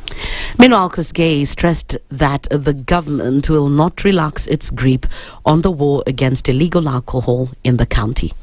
Kila ACC mtembee vijijini na machifu muone mahali imebaki pombe. Pombe tumalize ama ibaki? Wangapi wanakubali pombe ishe? Hata waziri amesema hivyo. Nani anasema pombe ibaki kidogo? Nani anasema ibaki kidogo? So sisi wote tumekubali ishe, si ndio? Tupee nguvu machifu wamalize pombe. Washike watu na musilie kusema machifu wameonea. Then you have Kakamega Deputy Governor Ayub Savula is now calling on opposition politicians against the government's plan to establish an Ebola quarantine facility in Laikipia to stop doing so, claiming that in 2015 the government of retired President Uhuru Kenyatta and the US signed a similar agreement. Speaking at Mumias, Savula has defended President William Ruto against pressure being directed at him over the quarantine facility that is expected to serve US citizens infected with Ebola in the Democratic Republic of Congo. Watu wameanza kusema Rais William Ruto ndiye amefungua mkataba na US akikuleta quarantine ya Ebola hapa. Mimi kama mtoto wa pasta huwa nasema ukweli na ukweli. In 2015 mimi nikiwa mjumbe Mungai, sisi bunge tuliratify Kenya America New Biological Diseases Emerging in East Africa quarantine iwe hapa Kenya. Na ilikuwa signed na Mheshimiwa Uhuru Kenyatta 2015. Ruto alikuwa rais, lakini kila kitu tunasikia tu Ruto ameleta. Muslims for the Human Rights has condemned the arrest of one of its rapid response officers in Mombasa, describing the incident as an attack on human rights defenders while they're carrying out their duties. The rights organization said its rapid response officer Francis Ouma was arrested at Aldina police station in Jumbo after visiting the facility to follow up on a cash bail matter linked to the case that Muhuri is monitoring. According to the organization, Ouma had gone to the station on official duty to seek information regarding the case when events took an unexpected turn leading to his detention. Muhuri said the circumstances surrounding the arrest remain unclear, adding that police officers at the station had not provided a satisfactory explanation at the time. In a statement, the organization claimed that what began as a routine engagement with officers escalated after Ouma interacted with senior police personnel, including the OCS. And finally, Kenya is seeking to strengthen economic ties with Tunisia as Nairobi intensifies its engagement with North Africa in a bid to unlock new trade and investment opportunities. Foreign and Diaspora Affairs Cabinet Secretary Musalia Mudavadi held talks with Tunisia's Foreign Minister Mohamed Ali Nafti on the sidelines of the Korea-Africa Foreign Ministers meeting. The two leaders reviewed bilateral relations and explored areas for deeper cooperation. Their discussions focused on expanding collaboration in trade, investment, education, energy, technological innovation, climate action, peace and security, and people-to-people exchanges. That's the Newswire. I'm Leah Ubag.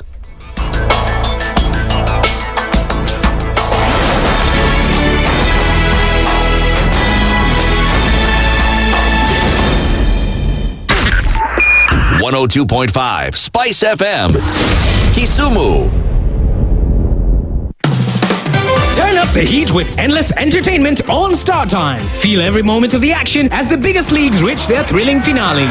Recharge your monthly subscription to unlock a world of endless drama to enjoy Novella E, now available on your Nyota bouquet. Dive into blockbuster movies with the launch of TNT, your new home of big screen hits. And for the little ones, a world of non-stop fun on Cartoon Network, now on Star Times. News, sports, drama, movies, kids, and reality all in one place. All for you. To renew your subscription, dial *858# for self-service or get in touch with our call center on 0719 077 077 for customer care. Buy a Star Times decoder at any of our deal shops countrywide. Star Times. Enjoy digital life. If we just gloss over issues and hope that time heals, then we might find that in generations to come, we might be back at the same situation. And the whole thing is born of stolen elections. Spice. When it comes to the decisions you make, you must be independent. There's no way you can allow one institution to dictate to you how you're going to conduct your operations, how you're going to decide cases. It's a no. When you weaken the institution to the point where they cannot take action, then you realize that politicians have to come up and now start dealing with the issues. That conversation has to die. Our politicians do not like the hard stuff. We must insist on the path of doing things right, whether popular or unpopular. Money changes hands. That is a fact. If you have political goodwill at the highest top, like in Rwanda, then corruption will be an issue of the past. If you don't have political goodwill at the top, we will pass laws, we will amend laws, we will continue passing laws and re-amending laws, and nothing will happen. This is the Situation Room, the only way to start your day. The following takes place from 6 a.m. to 10 a.m. every weekday on Spice FM. Every time he kept on saying he wants a vibrant opposition. How does it make sense that public money has been used for everything and then they dare to sell it back to you? Why are they not giving them for free? That's how broken we are. That's how broken we are. They're being sent home now for fees. They're going to fail to prepare. We are compromising the futures of these children. This is the Situation Room, the only way to start your day. The following takes place from 6 a.m. to 10 a.m. every weekday on Spice FM. Parliament has got powers. Let me break it down. The National Assembly can initiate an impeachment of the president. This same National Assembly. Yes. That's our constitution. This is just a continuation of the previous administration, which Ruto was part of. President Ruto himself openly said that we're losing 2 billion daily. Daily. I mean, come on. Are you saying that we don't have a central bank? If we look at Kenya, both public-private sector, that figure is ranging between 30 to 40%, right? I think it's clear that the government of Kenya is living beyond its means. This is the Situation Room, the only way to start your day. Mature, intelligent talk every morning. Spice up yourself.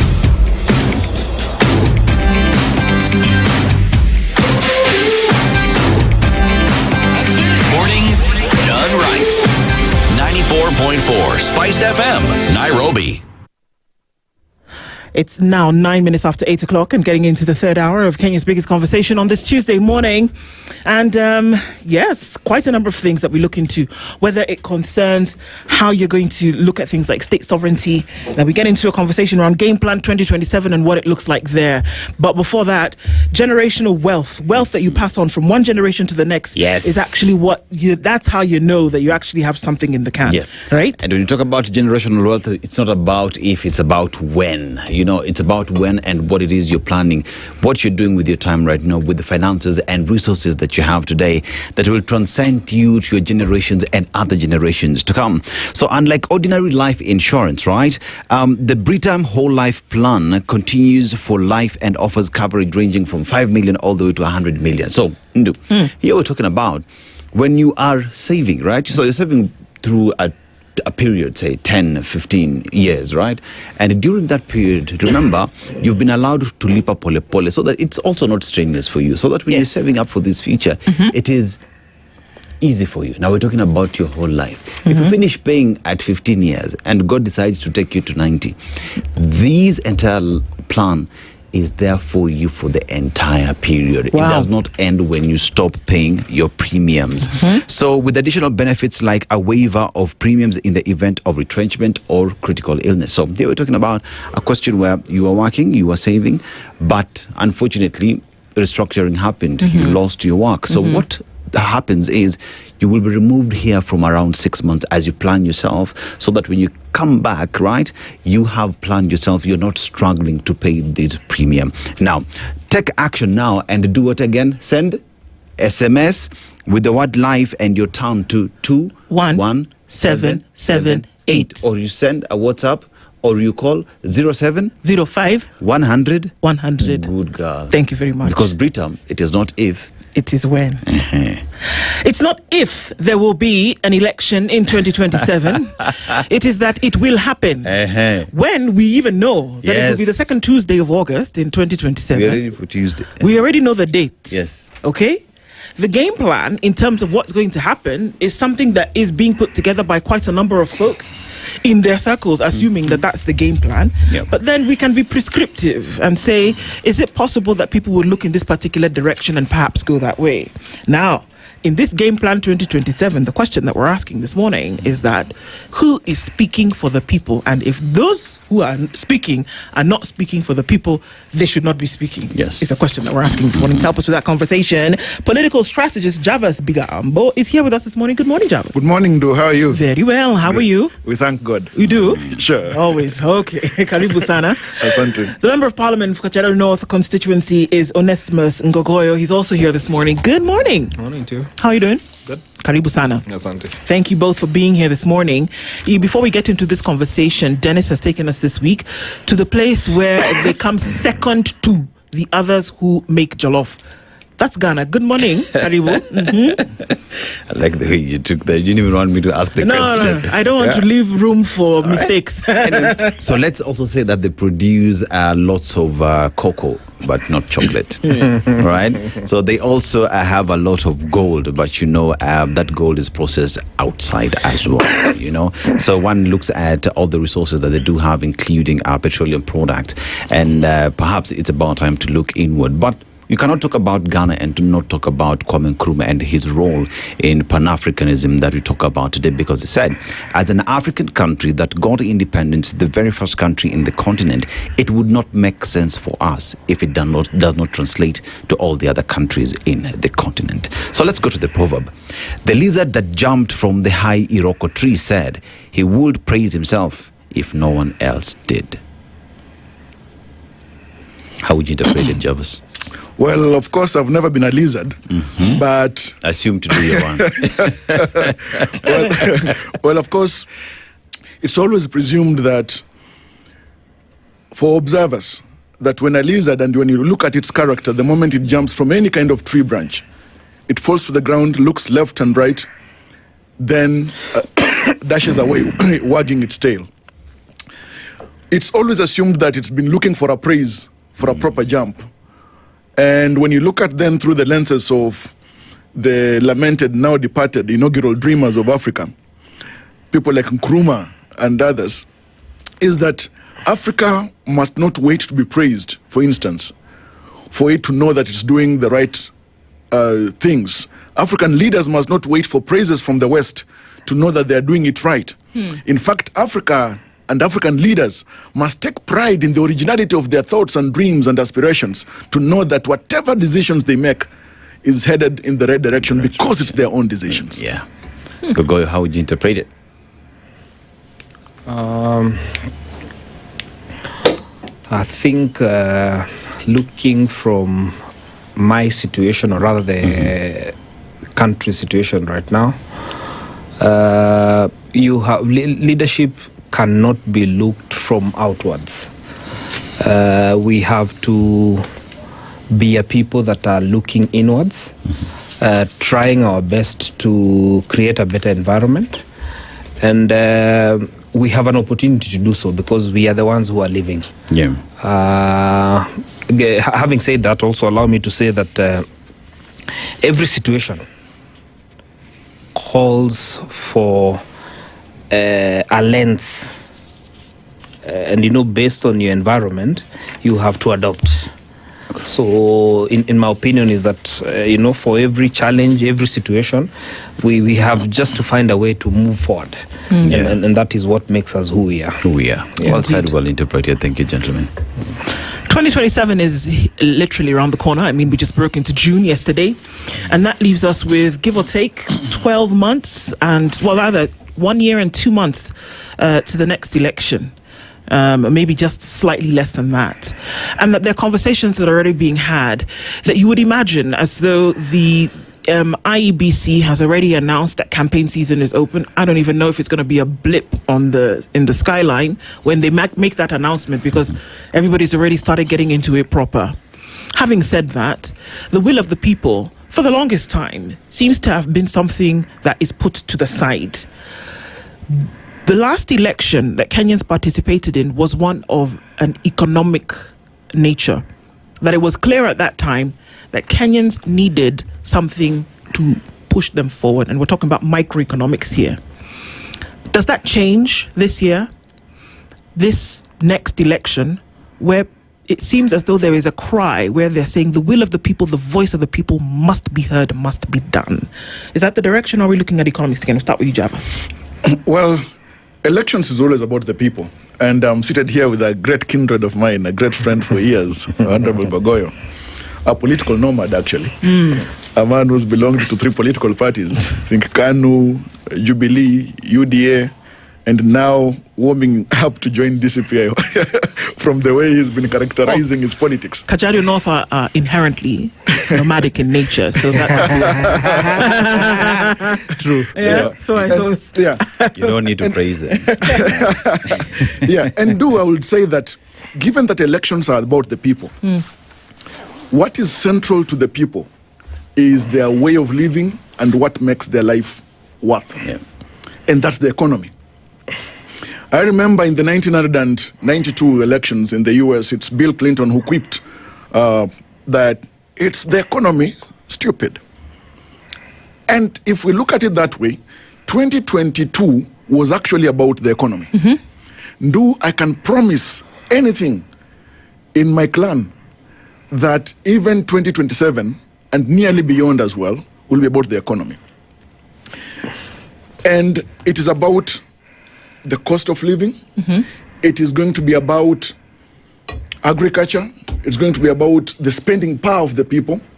But beyond that, the enablers of the economy, infrastructure, healthcare, because all these are contributors to the economy.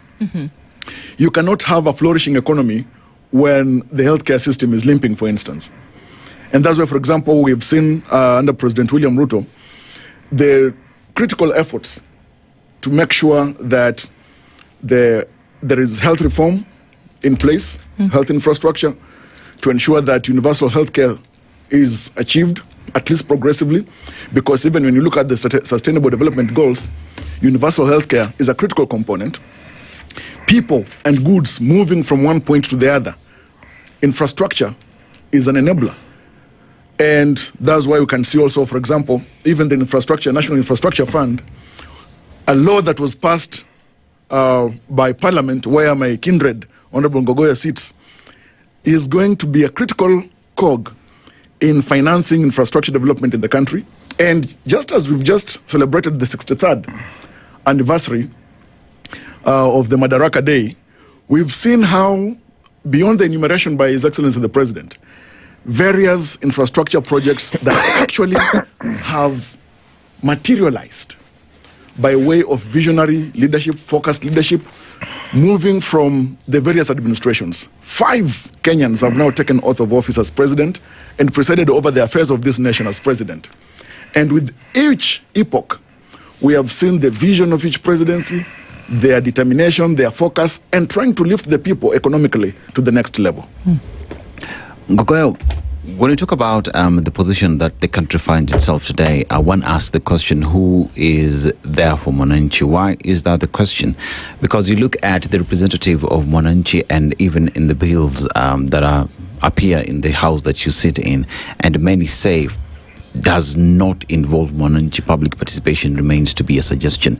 You talk about even decisions being made right now about setting up of Ebola centers in the country. Where is the voice of Mwananchi in all that? You know, we talk about the fire incident that happened in school. You know, that conversation is being held about the safety of school, quality assurance that is there. Who is doing all this on behalf of Mwananchi? Has the government in totality, whether you're looking at executive, judiciary, parliament, all failed in speaking and standing up for Mwananchi? Thank you.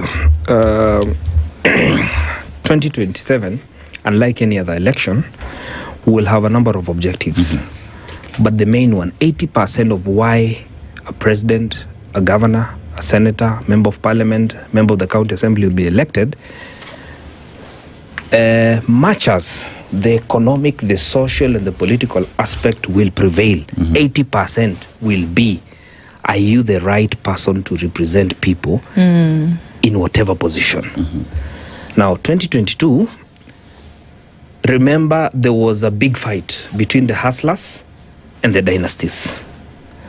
Now the truth of the matter is, those who won, which was UDA, which I was part of, whatever we said was not what we have implemented, was not what we have gone for.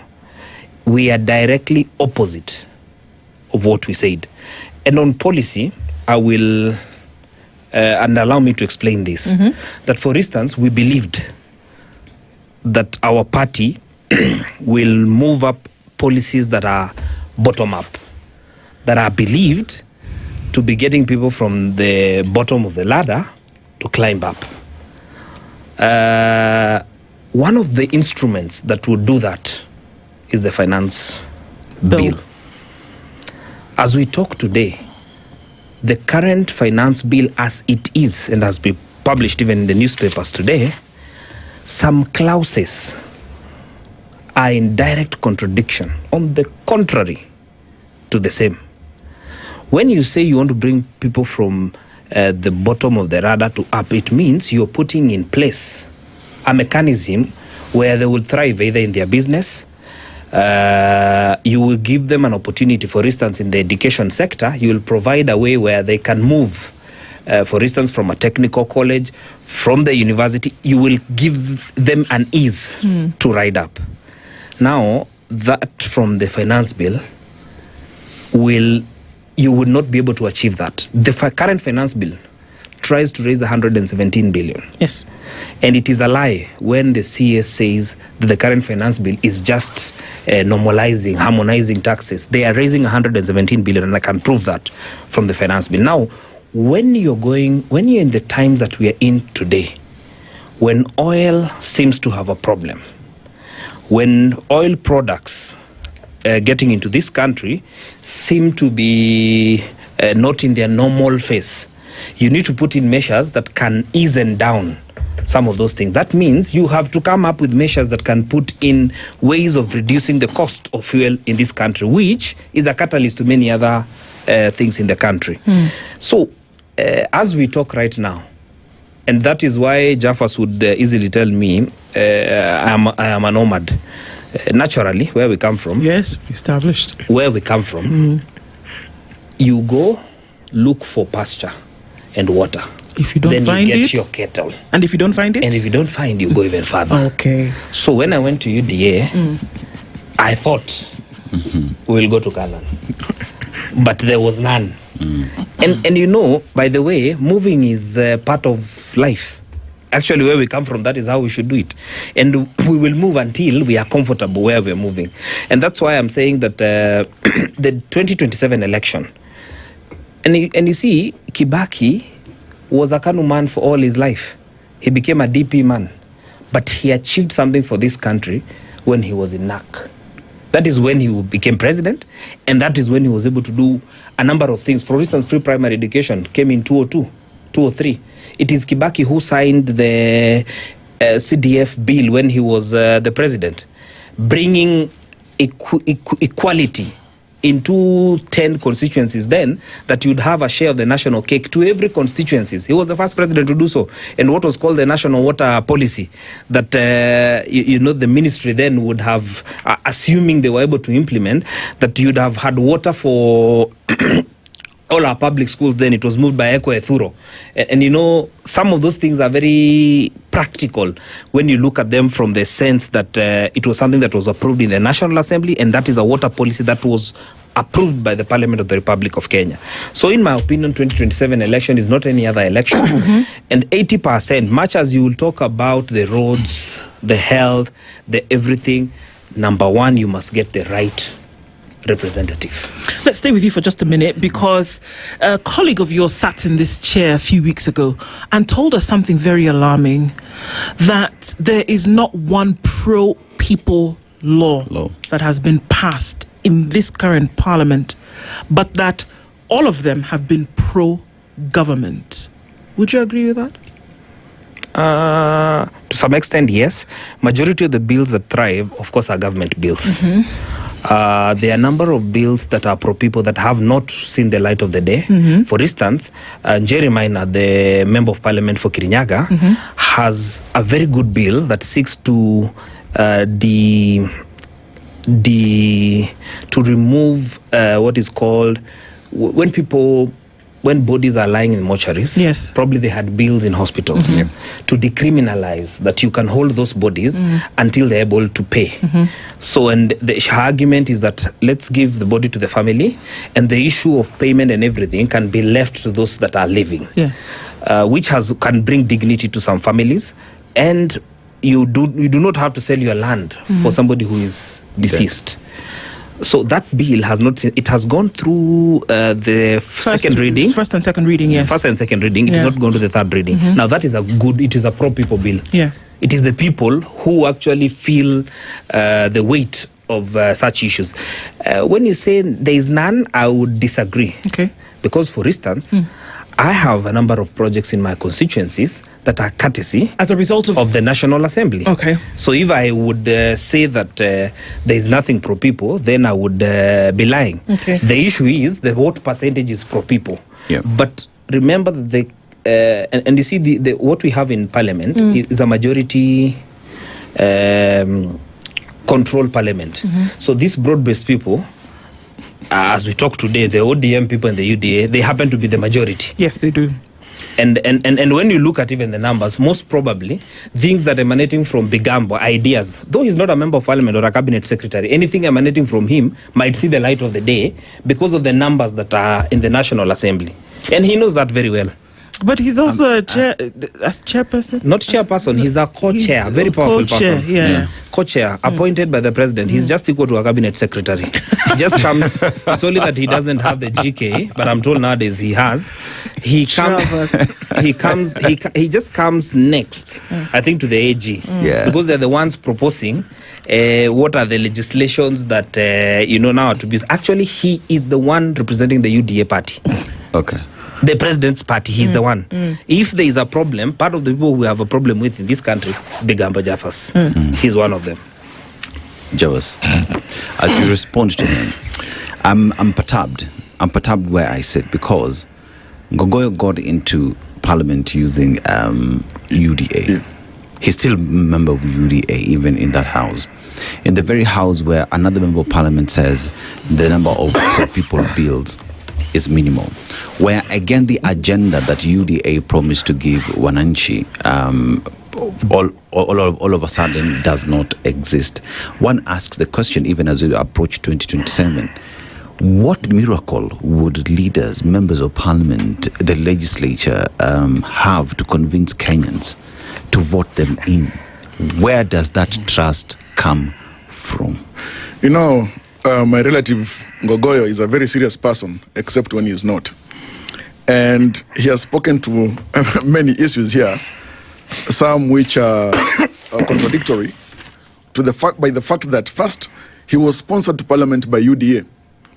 And he cannot just yet distance himself from UDA party. Now, even when UDA party has called for parliamentary group meetings, he has not attended those meetings. He has absconded. And he's a good man, except when he's not, for instance, avoiding to attend such critical meetings of a party that sponsored him. He's among the young people that are visionary in this country who are in leadership today. But Honorable Ngogoyo, just like even the legislator, who you say was here last week, who indicated that there is no pro-people bill that has passed in Parliament, or passed by Parliament, Honorable Ngogoyo represents Kajiado North. Close to 300,000 people, Kajiado North.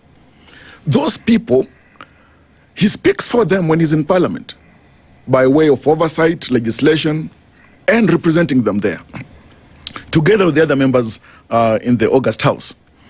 When you look, for instance, at a bill or the various laws that were passed on matters health, putting a social health insurance authority in place, the fund in place, the digital health infrastructure, the health financing infrastructure. Are those laws to finance and help government and government officials alone? No, it is for the people. Today, 31 million Kenyans have signed up for social health insurance fund managed by the authority. And President himself even spoke to it yesterday. Those are Kenyans who've signed up for the benefit of this. When you look, for example, at the school feeding program, in the 2025-2026 financial year, 3 billion shillings was set aside for school feeding program. And among even the public schools that are in Kajiado North, where my relative here is member of parliament, and part of the fund, even NGCDF, that contributes as well to the school feeding program, those funds help the people, the ordinary people. When you come, for example, to what I've mentioned a little earlier, the National Health Infrastructure Fund, for financing infrastructure projects in the country, those infrastructure projects, are they for the government or for the people? It's for the benefit of the people. Today, the Rironi Summit Road is under construction for the benefit of the people. Now, all these laws that have been passed, where my relative Ngogoyo sits, it is for the good of the people. In the Gettysburg Address, Abraham Lincoln, the 16th president of the US, said, democracy conducts a government by the people, with the people, and for the people. Government acts for the benefit of the people. It does everything in trust. Everything? In trust. That is the best alloy of governance. That is what is the legitimate expectation of the people. That is what conscientiously members of parliament, members of the cabinet, the president, the deputy president work in the interest of the people. Now, Honorable Ngogoyo says that when there was the marshalling up of the people for support for President William Ruto in 2022, it was for bottom up, for the benefit of the people, the common mwananchi, the hustler, to move up. And the opposition, united opposition so-called, has kept on saying, Nduh, that President William Ruto is all promises and no action for the benefit of the people. Mm-hmm.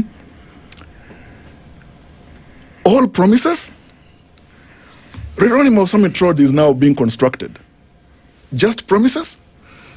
Nduh, the SHA is now working. Mm-hmm. University funding model is presently working. Just promises? Look at it this way. When you look at even the manner in which various infrastructure projects in Nyanza, in Western, tell the people in Western Kenya that President William Ruto is just promises and no action, when today sugar mills are working, that the moment a farmer delivers sugar to the mills, they are paid within a week. And as a matter of fact, sugar mills that were crippled in the last regime, today the mills are working. Tell that to the people of Western Kenya that President William Ruto is just promises and no action. So tell that, for example, to the people of Wajir, where a stadium was constructed within 100 days. Just promises? Now, the things that you're talking about, be true as they may, are macro things. And here we are looking at a situation where the promises that were made by President William Ruto in the agenda were micro promises. And what am I talking about? Putting money, literally, in the hands of Kenyans, which, interestingly enough, and I could list them, have not been done. Gas was supposed to be 300 shillings. Diapers for women, which, I don't know if you've ever had a child, but that's one of the things that are vital when it comes to that. That never happened. We also even had a commercial sex workers fund of 100 million shillings or something ridiculous like that. There were other things that were promised. The interesting thing that you're talking about here are issues that were established on the macro level, which any economist will tell you that when you're talking about actually enjoying or realizing the benefits of an economy as the common man, if those things are not of a micro nature, you do not feel it in the short term. Now, of the promises that were made at the micro level with the Better Up agenda, which of them have been fulfilled? Now, I really want to know which have been fulfilled. I'll answer it this way. Do you know? No, the way you should answer it, Javas, is to tell us which ones were fulfilled. Even in terms of, let me start here.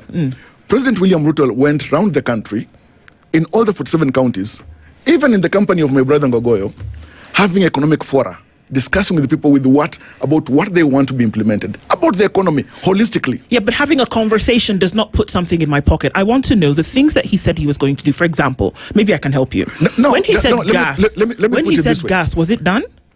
No. Was it done, Javas? No. Fundamentals. Look at it this way. Let me answer this question. Today, as we're seated here, Finance Bill 2026, are we not aware? Even the president pronounced himself yesterday.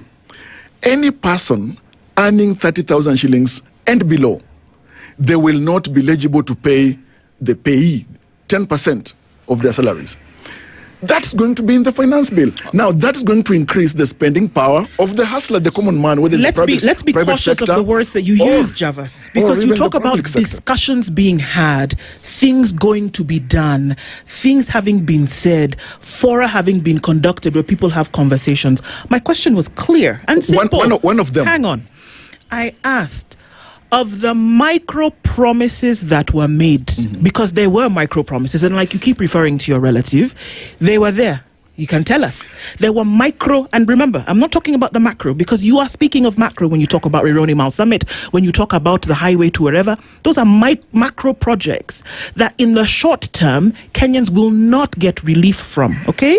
Now, there were several promises that were made. I'm asking which ones. I'll give you one. Were established. I'll give you one.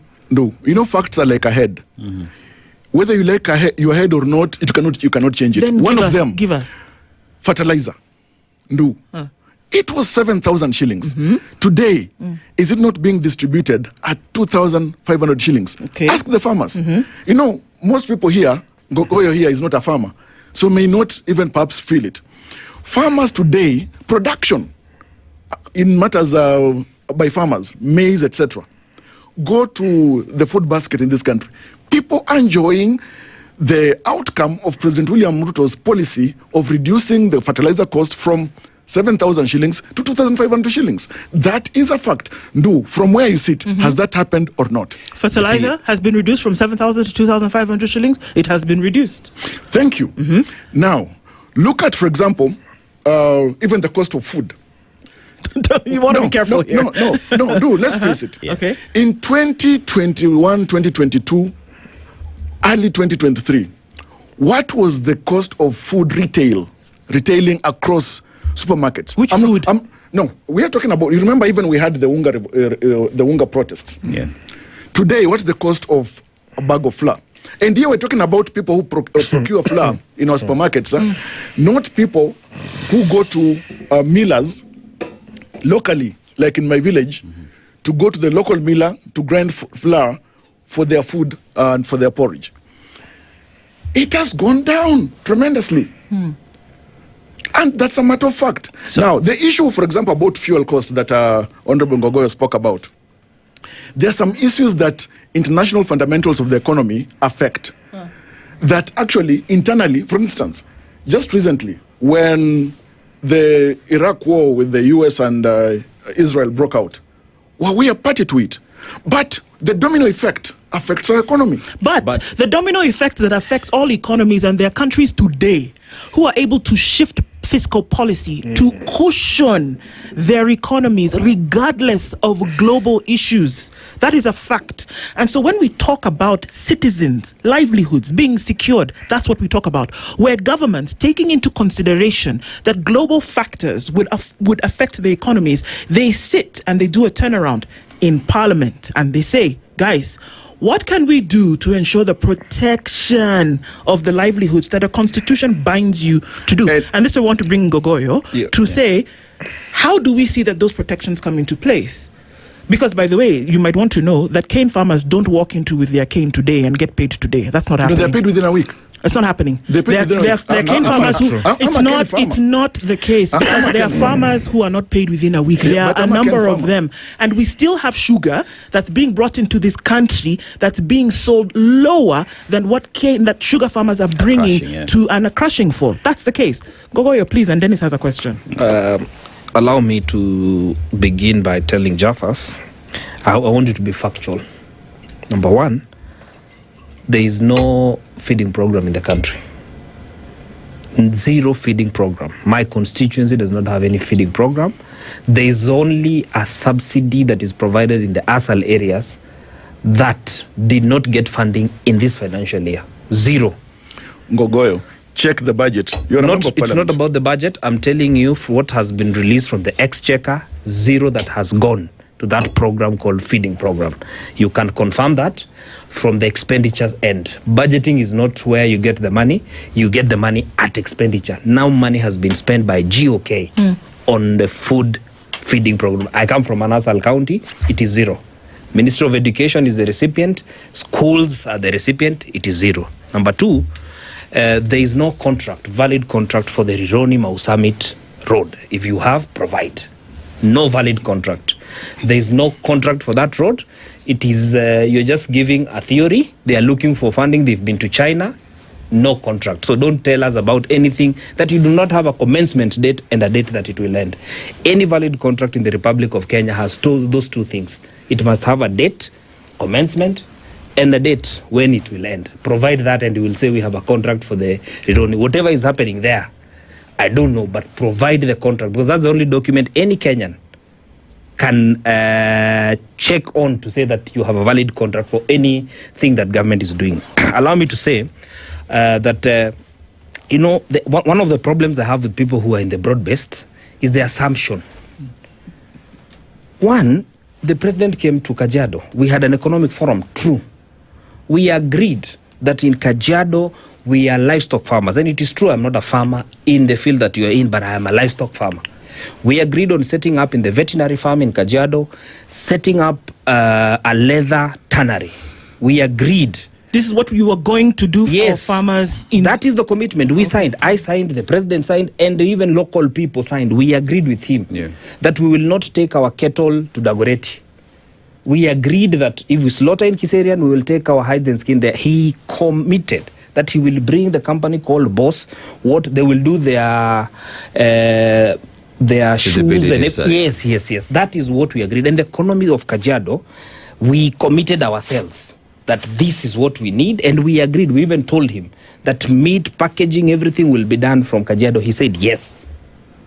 Jaffas, that is zero. Nothing has happened. What in return has happened, he has built houses in the veterinary farm. Houses that nobody in Kajiado requested for. Houses that will not have any return to the person, that have been sold to people in the diaspora, not people living in Kajiado. I mean, allow me, because Jaffas, you had your time, to tell you that part of the commitments we had was to provide for people to move out of kerosene, to move, which was dangerous, which was not healthy, to move out of using kerosene to gas. And we committed we shall charge 500 shillings for gas, which is now about 2,000. It was come to 500 shillings. Zero. The president lied. He even said it after being president that we shall bring the cost of gas as low as 500 shillings. Zero. The president committed that the payment for NHIF shall be reduced from 500 to 300. It was a lie.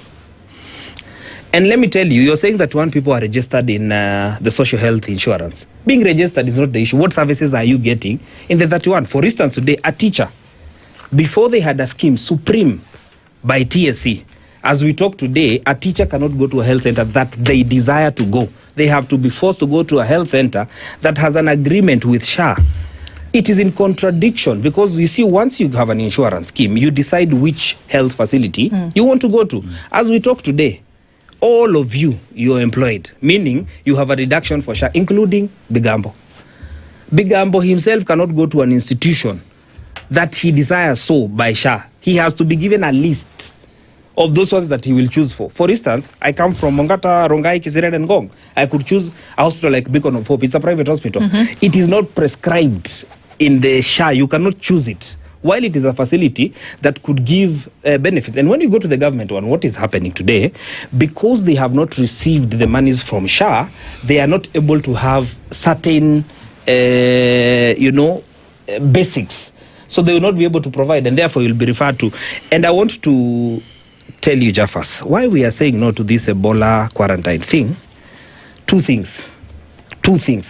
One, the president said last night, hosting media stations from the northeastern region, that one, he's the one who allowed the Republic in 2023, he allowed the US to set up. Now, the president does not have such powers. 2010 Constitution provides that he must do public participation. There is no government that can start or initiate anything on its own violation without subjecting it to the people. So, number one, Jaffas, your president cannot just say that he agreed with the Americans. We have no problem with the Americans, but we have a problem with them setting out an Ebola quarantine in this country. Number two, the president on his own, that is not even his purview. We have the Cambridge chair. We have the KEMSA chair. Where is the KEMSA chair in that issue? Where is the Cambridge chair? They should be giving a report. They're the ones who should commit that with the government of Kenya, we have received, even if it was a treaty, the treaty becomes a law after ratification by Parliament. So they should have seen it, gone through it, and then the health CS provide the same information to Parliament for approval or ratification. And even for the list, they should have gone to the committee. Now, as we talk today, the chairman for KEMSA, and the chairman for Cambridge do not have an idea there is a quarantine being set up there. You also go start construction without the approval of the county government. Any construction in the Republic of Kenya subject to the county governments under the Physical Planning Act. You cannot start construction without the county government. When a building comes down, you say the county government did not do 1, 2, 3. Today, why are you starting construction without the county government of Laikipia? And then you set it up in a military airbase. Military centers are no goes on for anybody. You cannot access a military center on your own. If it is a true quarantine, why put it in a military airbase? allow me to tell you that one of the things that is going to happen, and we will not allow, this one even without being a majority, that quarantine center will not be set up. Whether the president likes it, whether Broad-Based likes it, it will not happen in the Republic of Kenya. Javas, one asks the question then, with everything that you've stated that we have 31 million people who have registered on SHA, it is good that 31 million people have registered, but are they accessing the services is where the rubber meets the road, you know. You've talked about cane farmers as well. I myself as well, I'm a cane farmer. My parents are cane farmers, Migori County. Sony Sugar is where we take our farm, our cane. And I can tell you for a fact, what you stated is not a fact, you know. But that notwithstanding, you've equally talked about fertilizer. There is fertilizer that let's put it at 2,500, but cost of production as well has gone up. Kenyans today, in the unga that you're saying they are able to afford, Kenyans are unable to afford that. You know why? Because finance bill passed, the government has raided into their pay slips, they are getting less in their pocket. That means they do not have enough money to buy that which they would buy, say, in 2022. So one asked the question, what happened to the promise on the micro level that we will speak to you on an individual level, so that if you were buying one packet of unga, you're able to buy 4. Today, I was able to buy 1 kg. I can only afford a half a kg. Now, there are a number of things that the government under President William Ruto has done and is doing that some people actually peripherally don't want to appreciate. President William Ruto is not just a symbol of national unity. He's a symbol of inclusion. A number of things that he has done is to ensure, for instance, that when it comes to spending power of the people who are the lower band get to have theirs adjusted such that they don't have to pay the payee. And he has pronounced himself, and that's why those that earning 30,000 and below are not going to pay the payee. Secondly, when you look at the extent of inclusion of even people in the Juakali sector, etc. and whatnot, when you talk about the issue of SHA, I will tell you this. Many people, and I have seen it when some relatives have had to be sick, I've had to go. And when you find out people who are complaining or who initially were complaining that SHA is not working, they were not even initially registered. People who've registered, some of them even friends that I've gone to school with, they come now to appreciate that SHA gets to offset considerable amount of their bills. Now, there was a bit of hiccup during the transition of this new health framework. And this hiccup is slowly being polished. What was the hiccup?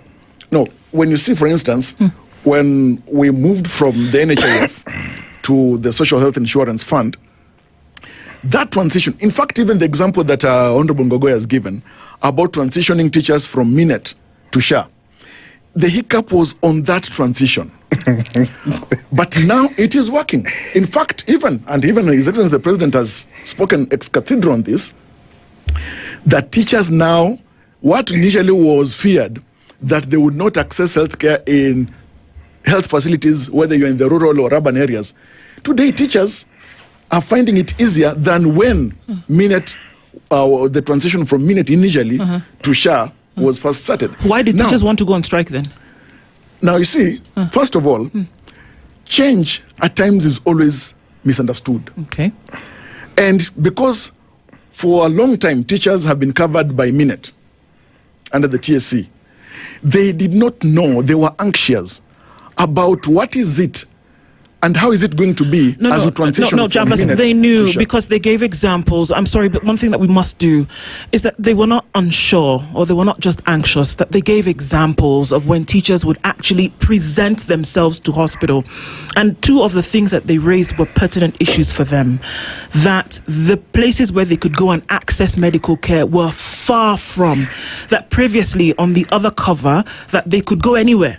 Kind of like what Ngogoy has said, they could go anywhere and access the health care that they needed. But when they moved, right, that they had to go further away. And this meant that they had to take time off work, which in cases they couldn't get. Do you see? That they couldn't go where they were used to going before. So it's not about change or feeling anxious. The truth of the matter is that they couldn't access it in certain medical institutions. Yeah. Because in the initial weeks and months of that transition, a number of other health. It was in May. It was the beginning of. It was April 28th to 29th. Yeah, it was but the beginning. Various health providers now have been onboarded to provide health services to teachers and to Kenyans across the country. Now, you see, this is the onboarding of, even under NHIF, not all health facilities had been onboarded. But now, as we move forward under the UHC, we are going to have various health facilities onboarded as long as they are able to provide services, first. Secondly, the issue of authentication and verification to ensure that fraudulent claims are not made. Remember that even the issue of, was it about 11 billion shillings fraudulent claim? It is the health CS Honorable Nduh who spoke out about it. He blew the whistle that there had been a scheme of some various health facilities making fraudulent claims. So let us appreciate the proper work of government is to offer services. Nothing else. Government doesn't do business. Can I ask something? No. Jaffas, is it a whistle blowing when you say that there are companies that are being trade that are associated to your relative? You see, Honorable Nduh said this, that there are some companies, some hospitals, for instance, where some even health practitioners, some doctors, were making claims for payment when they had not even physically been at various facilities. And he blew up this. So the most important thing, remember that accountability, transparency is one critical thing in framework of government. When a government official says that and calls out various facilities for fraudulent claims, we must appreciate that they are keen on transparency and accountability. No, they're doing their job. This is the thing, exactly. that we shouldn't be clapping when somebody's doing their job. It's the job. You are right. Yeah. So we must, in fact, we expect the best and even much more of every public officer. And that's why we are seeing the commitment of the president. Actually, Nduh, let me tell you, any person who will succeed President William Ruto as president in 2032, that person will have to raise their sights and be even I'm more. sorry, just repeat. Anybody who will do what? Succeed President William Ruto in 2032. All right. Because when you look at the trajectory of vision, development, and stewardship in governance that President William Ruto has put, actually, let's appreciate it, that no president has been under microscopic scrutiny of the 5 presidents, of the 4 initially before him, than President William Ruto. And this speaks to the education, enlightenment, technology, the dwarfing of means of communication through technology on matters governance. And we appreciate this. And so, when we see a government doing better, let me tell you, it is good and proper when Kenyans lament about some services that they expect and are not being offered. But it's also proper for us to appreciate that various considerable strides, achievements, and successes have been and are being recorded under the leadership of President William Ruto. That is a fact. And I'm sure we know, you asked earlier when we started this discussion, that by 2027, who will be speaking for the people? Who elected President William Ruto? Is it not the people? Who elected Honorable Okoh? Is it not the people? And that's why, for example, when you look at even the considerable achievements that have happened under the broad-based government under President William Ruto, when Honorable Okoh moves from working with President William Ruto to go to work with former DP Rigathi Gachagua, he is exchanging the sun for the candle. And it doesn't just make sense. Look at projects, for example, in Kajiado North. Challenges, for example, in matters, there are conflicts to do with land and boundaries, in Kimuka areas, etc. That needs the working of a member of parliament with the national government, with the cabinet secretary of lands, etc. So it's proper that members of parliament, including Honorable Okoh here, to work with the government of the day and ensure that they serve the people as the people deserve. I want to ask the question then, because we're running short of time. Do Kenyans feel, do Kenyans understand, do Kenyans speak the same language that Javas is speaking? Because when you talk about Pesa Mfukoni, I'm the one to tell you whether Nikono Pesa Mfukoni. The only Kenyans say, Nimenda hospitali, Sha is working for me. What mesmerizes me is how broad-based people, they are the only ones who know that Ruto is working. The teachers, the lecturers, the common mwananchi, talk of different sectors of the economy, it is only people in government who know that the president is working. But when you ask those sectors, they say no, they feel that this government is actually unresponsive to issues. But let me tell you, where the rubber meets the road, it is not in 2032, it is in 2027. Jaffas, whether you like it or not, your president will be subjected to an election in 2027. And in 2027, he has two options, either to lose or to win. Most likely, he will lose. And if he loses, someone else will come. And I want to tell you that they will lead this country better. Because one, will not go on with the same issues that this government has had.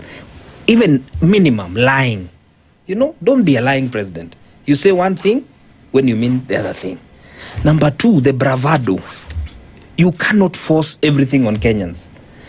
As I conclude, what is on the table today, because it's on the newspapers, it is what is going to come into Bunge today. They are going to table the finance bill for 2026-27. Yes.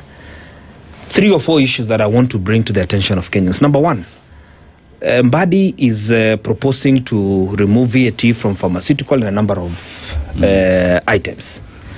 What that means when you remove VAT, it means that the cost will be moved to the general public. VAT, you normally claim it. And when you remove VAT, it is not a good thing.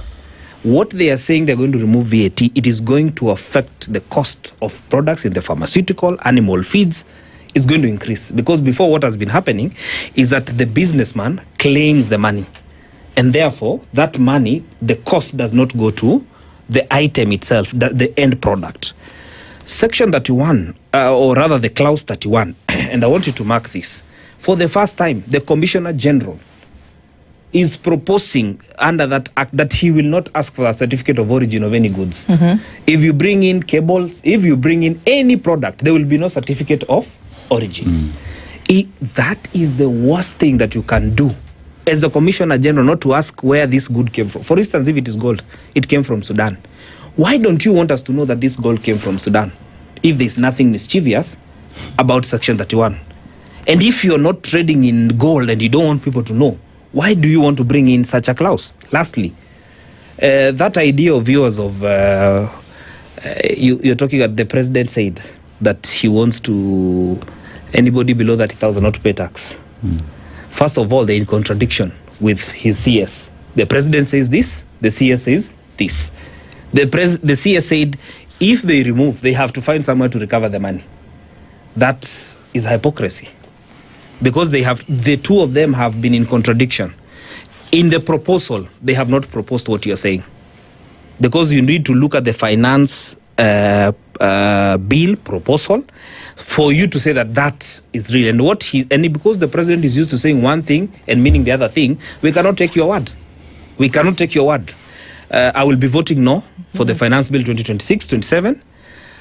Increasing or getting 117 billion. The most Uhuru Kenyatta did when he was president is 20 billion. The proposal that he ever brought that raised the most money is 20. 117 is ridiculous, out of this world.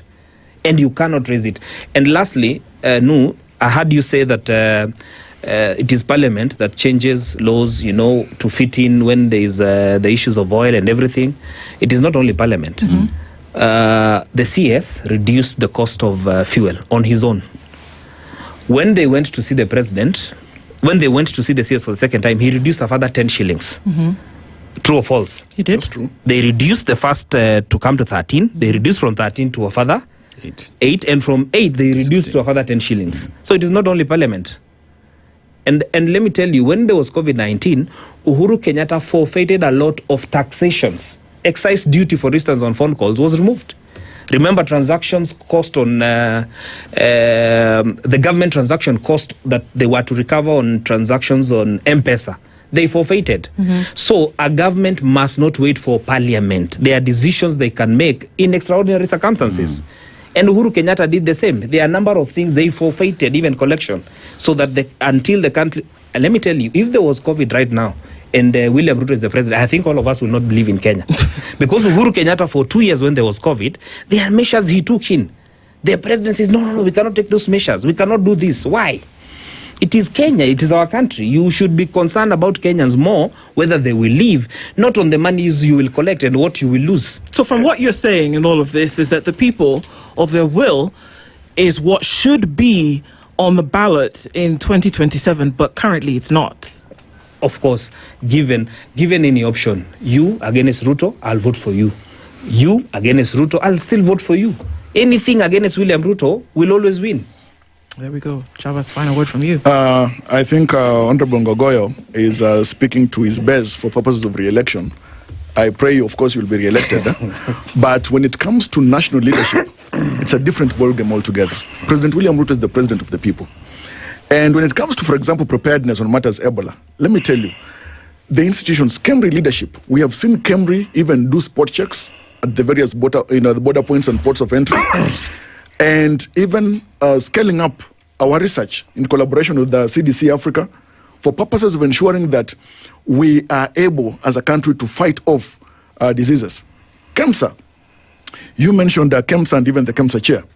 KEMSA is well prepared with medical and non-medical supplies in case they are needed, just in case, for example, there is a critical outbreak, a pandemic, and even in this case, as we prepare to counter Ebola, in case there is any Ebola in the country. Yesterday, there was mention of a scare of Ebola patient on Kiambu Road. I mean, it was just a scare, because verification and verified data indicates that actually there is no patient whose status of Ebola has been confirmed as positive. And people are just becoming alarmists. So I can speak firmly and clearly that KEMSA and KEMSA leadership is prepared. The Ministry of Health prepared as much and as well to ensure that in case of anything, supplies, because government... For Kenyans. But it's not related to this quarantine, and I think it was in that relation that Ngogoyo was bringing up. Not in relation to this quarantine centers being set up. But you see, is Jaffa's aware? It is a devolved function. Are you aware? It is county governments. There is something called Global Health Security Initiative, where there is cooperation between governments or among governments for purposes of mitigating health challenges in a region, globally, etc. The cooperation between Kenya and, for example, the US, Kenya and the UK, on various fronts, whether it's health, whether it's security. We have got, for example, Batuk, cooperation between Kenya and the UK on training of our soldiers in Nanyuki. Cooperation is a thing that we must always embrace, because left to our own devices, as a country, we may not be left to your own devices as a country. You have not had one confirmed case of Ebola since 1976, and let's end there. Left to your own devices, you've been able to do it well on your own as Kenya for 50 years. And the hope is that the change will not come with these new developments. But that's a conversation for another time. I think it's clear some of the things that have come out this morning. Thank you very much, both gentlemen, for joining us today. We've had a conversation, Game Plan 2027. Who is actually speaking for the voice of the people? Javas Bigambo and Onesimus Ngogoyo. Asante sana for being here, both of us this morning. Thank you. Gone past 9 o'clock. Asante sana. We'll continue with the next conversation. Until the next time, it's 6 minutes past 9. 94.4 Spice FM, Nairobi. Broadcasting worldwide, Spice FM. Online, mobile, and on radio. Facebook at Spice FM KE. The following takes place from 6 a.m. to 10 a.m. every weekday on Spice FM. SRC's mandate is constitutional. It's not an advice. It's actually something you must do. Must do. Like now you abandon, of course, the narrative of Wheelbarrow, Mutomjengo, Mamamboga, and all those, that rosy narrative. Your expenditure is 3.3 trillion, and you're collecting only 2.5. Out of that 2.5, you're spending 1.8 trillion to service loans and so forth.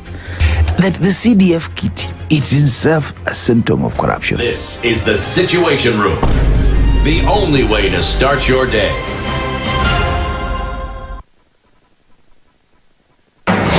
The following takes place from 6 a.m. to 10 a.m. every weekday on Spice FM. Presidency is fairly interesting in the sense that it will actually take us to a new consciousness. Swali zile watu hawaulizi, na swali muuliza na shangala ni aje, kwani huku kunaendaje? 30 billion shillings annually on travel alone in public service. A Kenyan can even demonstrate every single day of his life that Ruto must go. That is the only message of his demonstration. That is his right. That bribe blinds the eyes of the wise and subverts the cause of those who are in the right. This is the Situation Room, the only way to start your day. The following takes place from 6 a.m. to 10 a.m. every weekday on SpiceFM. He himself actually has admitted that he bribed members of parliament, so... he admitted that he bribed members of parliament? Well, when he said... The government. Yeah, when he said that he gave the 10 million was for what? We're always quick to point faults in somebody else before you look at your own faults as a person. If it was Kanu's day, hii amuka naye leo, ungekuwa umeenda bali sana hii. So we must celebrate you. There are 600 million people now globally estimated to be living with diabetes in the world. So it is a major health problem. It's the largest single disease rising pandemic that we're dealing with right now. The Situation Room, Kenya's biggest conversation. If we just gloss over issues and hope that time heals, then we may find that in generations to come, we might be back at the same situation. And the whole thing is born of stolen elections. Spice. When it comes to the decisions you make, you must be independent. There's no way you can allow one institution to dictate to you how you're going to conduct your operations, how you're going to decide cases. It's a no. When you weaken the institution to the point where they cannot take action, then you realize that politicians have to come up and now start dealing with the issues. That conversation has to die. Our politicians do not like the hard stuff. We must insist on the path of doing things right, whether popular or unpopular. Money changes hands. That is a fact. If you have political goodwill at the highest top, like in Rwanda, then corruption will be an issue of the past. If you don't have political goodwill at the top, we will pass laws, we will amend laws, we will continue passing laws and re-amending laws, and nothing will happen. This is the Situation Room, the only way to start your day. The following takes place from 6 a.m. to 10 a.m. every weekday on SpiceFM. Every time he kept on saying he wants a vibrant opposition. How does it make sense that public money has been used already and then they dare to sell it back to you? Why are they not giving them for free? That's how broken we are. That's how broken we are. They're being sent home now for fees. They're going to fail to prepare.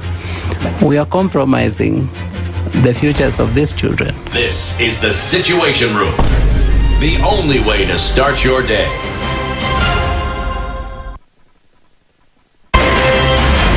In this country, 6 families and 8,000 Kenyans control 90% of the GDP. We are not a country. We are a plantation. We work for Ruto. When you're telling the judges court orders are papers or they will not obey court orders, they're sitting and you're seeking orders from them. So how are they supposed to interpret it? Isn't it an oxymoron?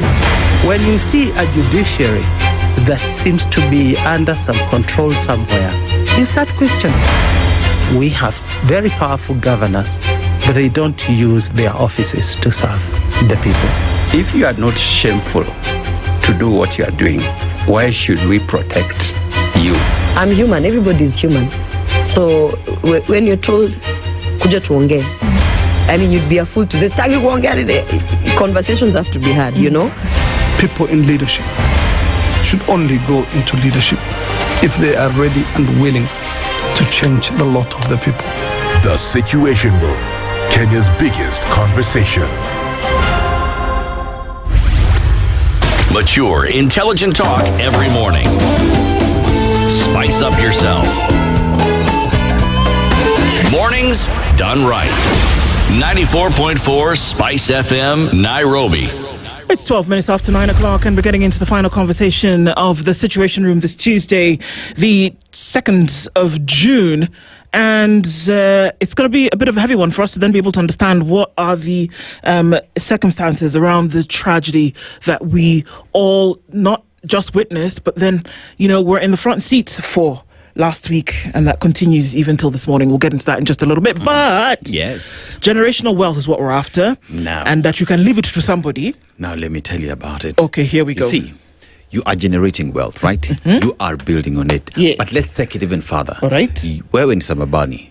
You are somewhere in the States. Okay. You are in the UK. You are in Ghana. You're supporting your loved ones in Nairobi, right? All right. So how do you go about it? Okay. So you can support them and build that legacy despite of where it is you are. All you need is to just partner with a person who's been in the business for 60 years. We're talking about Britam Whole Life Plan. And here, they're able to help you protect that legacy for generations to come. Your loved ones will receive immediate tax-free financial support. Again, tax-free financial support that will help you in improving on that legacy that you want to leave behind. Remember, we've talked about you being able to leap a pole over a certain period of up to 20 years, right? Yep. And we're talking about 5 million all the way to 100 million shillings that you leave for your loved ones on the day that you are not here. Remember, we're also talking about 3% interest rate for the rest of your life. Yeah. For the rest of, imagine finishing paying at 35 and God keeps you here until you're 90. Imagine the kind of legacy, the kind of financial support and security that you've left for your loved ones. So with 6 decades of expertise, Britam remains trusted partner in legacy planning. So start planning today because you're talking about 60 years. What else do you need? You don't need anything else. What else do you need? They get it, they understand the game, and so they've been doing this for the longest time. Yeah. Okay. So all you need to do is SMS live and your town to 21778. 21778. Got it. Exactly. Or you send an SMS or WhatsApp or call 0705 100 100 because Britam Life, it is not about if, it is when. Kabisa, fantastic. And those are the things that we're talking about this morning, and also kind of securing things. So let's talk this morning. Lessons from Utumishi Academy, and those are the conversations that we're having this morning. Of course, just giving more of a background to that, and in terms of what happened last week, is that when we woke up to the news that a school had part of the dormitory essentially had burned, and that 16 girls already had been pronounced dead by the end of that day. As of yesterday, that number has risen to 19 because some of the girls who were in hospital receiving medical attention succumbed to their injuries and also passed away. There have been videos of what would be footage that has come from the school, and that it's been reported on that things didn't look as they must. But we're talking about lessons from that, even as some of those cases go into court today. But we'll talk the length and breadth of this conversation today with Anthony Moshiri, who is the Kenya Manager, Disaster Response and Preparedness with the Kenya Red Cross, and joins us in the hot seat this morning. Good morning, Anthony. Morning. Karibu sana. Nashukuru. Thank you so much for being here with us this morning. We're talking about some heavy stuff today, but before we do that, we usually welcome everybody with a proverb from a different African country. Dennis will tell you where he is this week. Yes, this week we are in Ghana. And in Ghana, when you want to go there, things that you will enjoy is the fact that they have cocoa, but they don't have chocolate. So chocolates maybe you'd have to import. But they equally have gold. So if you as well love golden stuff, that's where you go. But important thing that stands out is the legacy and history that Kwame Nkrumah left with the country.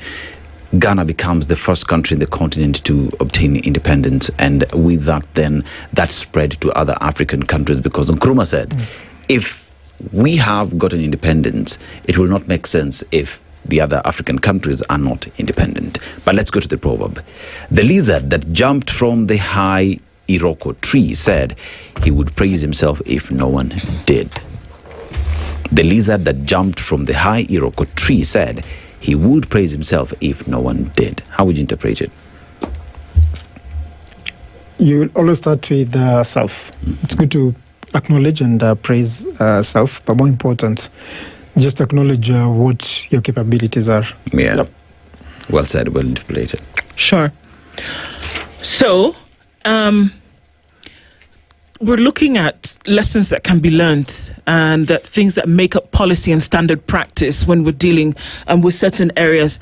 And of course, in this case, we're going to probably whittle it down to boarding schools. From what you saw a lot of people have seen this, from what you saw from the tragedy that happened at Utumishi Academy last week, and then the released CCTV footage allegedly of that area, and we use that because we're yet to hear confirmed reports that this CCTV footage is that's directly linked to the school.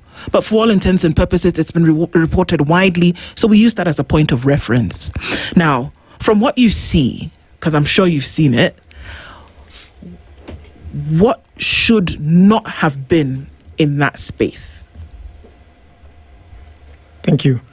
Again and again, first of all, is just to share our condolences with the family. And as Kenya Red Cross, we've been with the families, both parents, children, relatives, through and through, providing psychosocial support. When it comes to matters safety and observation of the space, what should not have been is a locked out space. Okay. Just that. In terms of other safety protocols, if you like, be it the windows opening on the outside, doors opening on the outside, and again, the alleged CCTV with the room and the space where guns were running through, most, if not on a standard, the safety features of a particular facility were in place. Okay. There was also a ladder which not many are privy to on the other side, which is a spiral ladder coming down, and this was also in place. So yes. So when you say the door should not have been locked, so it was established that the door was locked from the outside, but this may not have been something that was happening all the time. It's likely to have happened when those who are alleged to have set the fire locked the door when they left. But are we talking about a safety precaution where, because we know that in a lot of schools today that the door to where girls or boys are sleeping is usually locked from the outside? Well, fact is that a door was locked. Without going into the cracks of who did this, it did take a bit of time for part of the rescuers to get in, trying to break this particular door and get in or get the people out. So that happened. Of course, took a bit of time to manage it in terms of even the ability to break it open. And sadly, we lost lives. Yeah.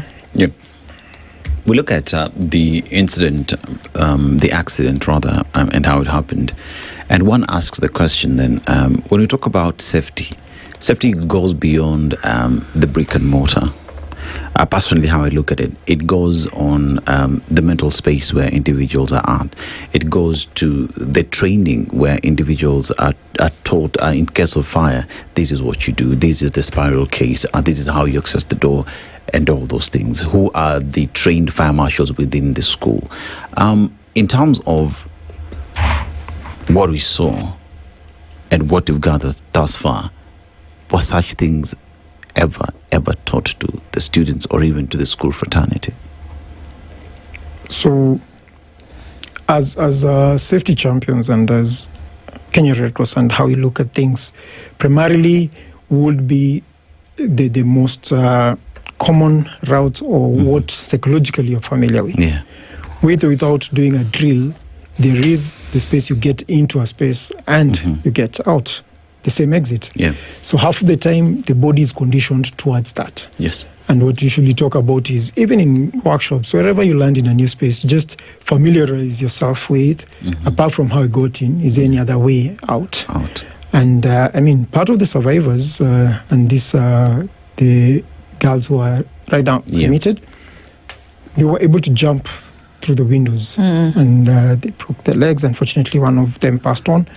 But again, the talk around what we're observing right now is how then do we institute the ability to train more students on safety, and how to escape in the sad case like what we saw, an accident occurring. Again, all building codes, all safety agendas focus on the person, on the human being safe, being comfortable, being able to move around. The talk around, do we practice? Do we think around who and how to get out? Is not something that we need to institute. I mean, when you look at the CCTV camera of that dormitory, we could see some of the blockades that were on the path in case anyone wanted to run away, and that was the beds that were on that pathway, And when you talk about safety, any access point, any access route needs to be clear at any given point to just help with the same as well. Having seen that, then what would be moving forward in terms of standards, in terms of quality assurance that needs to be put in place? Because unfortunately, we learn from such incidents for us to improve in the future. I like when you say learn, Dennis, because we're taking it all as a lesson and a bad one, and we can only get better from this lesson. Number one is, yes, moving forward, institution of CCTVs, whereas this is also private space, is needful, and it has shown us in a decent way that really we can get to the crux of the matter whenever investigations have to be done.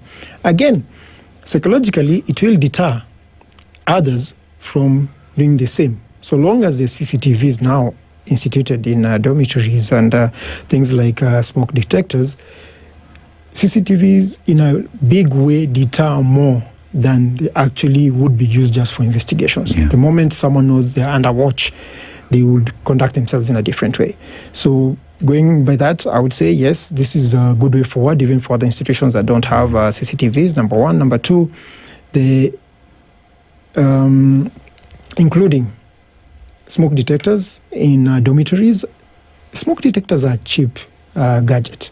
I think if government or institutions, even before it becomes policy or law, could institute having smoke detectors, then we are in a big way reducing the risk, meaning that, for instance, if psychologically these girls wanted just to create fear and tension and everyone disperses, then they would use like a smoke detector, just have it blaring and going off, but not necessarily lighting a fire.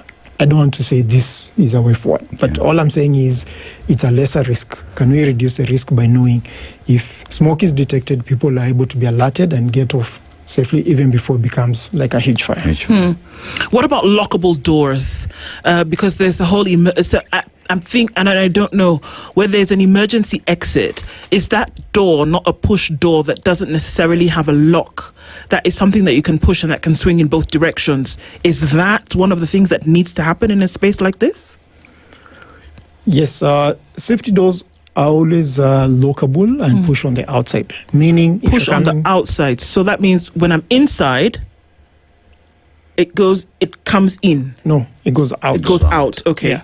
It goes out such that if someone is coming from outside, it's locked and they cannot access you. Okay. So you're secure inside the building, but no sooner you want to get out, it's but what just about fire? Pushing of a bar and you come out. But what about fire? In this case, you want to get out. If an emergency door is stopping people from coming in, what if you're inside and there's fire and what you're trying to do is get out? The objective and the safety code around this is the door needs to secure the person who is inside. So ordinarily, it's not given that everyday fires are occurring. Yeah. So you just want to be inside the house and you're safe. But when you need to get out, you are the one in control and you don't need to look for a locking key to unlock. You just want press of a bar and you're out. So that's how it plays out. So what should happen? Because now let's talk about schools, whereby there's a safety code and their standards. What should happen? What should these doors, especially in dorms or spaces where there are a lot of people, where there could be a fire? Because, I mean, it's sad to say that we want to label it, but we're looking at the period where after Wednesday, there have been 3-4 more fires in schools. Some of them have been contained. We haven't seen more injury, but 4 more fires have happened. Now, what are we saying in terms of, because something has got to give at this point, whereby we say, for whatever reason, these fires are being set, whether they're justified, and in some cases where there's death, it can't be justified. But they're happening. And so if people have to get out, I'm still stuck on that we're in a room, and the safety standard says that a door should be lockable from the outside. But there are girls in a room that are trying to get out because there's fire and it's lockable only from the outside. What should the safety standard say as concerns an exit in the event of fire? Look, let's get the agenda around the lockable locking mechanism. This is not a lock, one of those locks where if someone comes from the outside, they would have a key and unlock to get in. It's just a bar that operates from the standpoint of being pushed out. Now, when you look at it from that standpoint and you look at the CCTV video, all the girls were running out. So it's easy to focus on the person right at the center of the incident as opposed to the second party, the third party who are coming to rescue you. Okay. And you should be able to move out even before rescuers come in. So the ability just to leave the space. So with that being said, I would want to even push, even if we don't have these self-locking doors that can unlock from the inside, doors should not just be locked in the first place at night. Look at it this way. One door was not locked, the other one was. Okay. It should just not be locked because in any case, if anyone wanted to exit, they would exit from the other side. So why lock? After students exit and go for classes, then there could be someone who is governed with that locking and coming to unlock during the day. But ordinarily at night, they should just be left open. Okay. I want to look at when you look at construction of these dormitories, right? There is an architect who comes in and let's say all the stakeholders, engineers, structural engineers, and everyone who's in there. But here we're talking about a dormitory that has students in them. There is a code that is prescribed by the ministry, and with this then have safety champions like you been involved in looking at this code and seeing whether it is sufficient enough. Because what we're seeing is the code that is there, is it good? Is it enough for us to say we are dealing with or we are trying to prevent risks in the future? Or is there a need for review? So again, I'll go back to building safety codes, and it's not even for safety champions of any case. All building codes are primarily about the person being safe. Okay. And how to utilize the space comes after. That's why we want to say a building has to be structurally sound for you to occupy it. Yeah. Just that. And why is it about occupying? Because it's the user. But beyond that, every other code is all about safety, safety, safety through and through. And it's an architectural agenda, and that's where it comes to Ministry of Works and approvals and all that.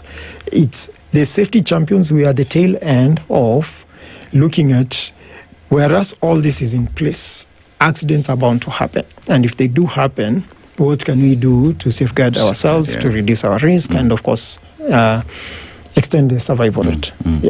Have we done where we sit today and having seen what happened in Utumishi, and you have to read this together with other incidences that have happened in the country, like we've said, unfortunately this is that season where we're seeing a lot of schools going up in flames.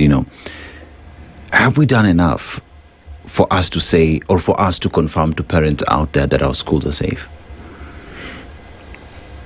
I would say yes, and I come from numbers. What is the probability of numbers in terms of how many schools exist in the country vis-a-vis the number of incidents? And you'd want to match up that with, again, just the number of vehicles vis-a-vis number of accidents occurring and the likes. But bring it back to the rules and regulations that govern agendas and look at the psychological bit where it will get someone to light a fire in a space where others are occupied. So we really have to step back and look at the real cause of all this, as opposed to how we're looking at symptoms right now. I think that's exactly where I wanted us to get to, because here we are looking at building code, we're looking at the doors need to look this way, we need spirals on the other end. But remember, there is a push behind why, unfortunately, those students lit up that fire. And most of the time is you hear when you are in school, you're there to be seen, not to be heard. We're talking about individuals whose opinions, they have opinions, their opinions have not been taken in. Then how important is it for us to have an education system that listens, an education system that takes a student as well as an important stakeholder in that space? So, Dennis, this has happened. Yes. If, as Kenya Red Cross, our bit will be a very neutral standpoint to the point of how can we help the survivors? How can we help the ones who are healing out of this grief and the likes? As much as there is that big obligation and responsibility by all, and this is a society agenda in how we get our people to air out whatever they're going through, then that could be a very different conversation and a big one for that matter. We could explore some spaces. We're in the age of social media. Are there media spaces that allow people to vent and for communication to come back to school, as opposed to every day going on strike or mandamano? Are there venues that can have this explode? Currently, within Kenya Red Cross, we have the 1199, and we receive all manner of calls. And I'll tell you for free, over 50% of the calls we receive right now, since we opened the line, over 60,000 calls have been handled. And 50% of these calls are mental health related. And that's why we also have an online counseling service where you call this line, you not only get to report, but also if you need psychological support, it can be offered online. And if you need to scale up, then the clinicians, the people handling this call, would now refer or follow up. Can we institute similar fashions of open, free to call lines where students know they can be airing their grievances and they'll reach the authorities? How it feedbacks to them and how we keep it safe for all who are reporting, that could be a coding agenda. Some of the things in the safety standards for Kenyan boarding schools is interesting because unfortunately it is when these disasters occur that we realize that the standards are not met, but yet they are in operation. Dormitories should have multiple exits, multiple in this case is more than 2, and doors that open outward. Windows should not have grills that could trap learners during emergencies, such as fire. Emergency exits must be clearly marked and easily accessible. Beds should be spaced at least 1.2 meters apart, with corridors at least 2 meters wide to allow evacuation. Now, this is interesting because fire safety is also mentioned in these standards.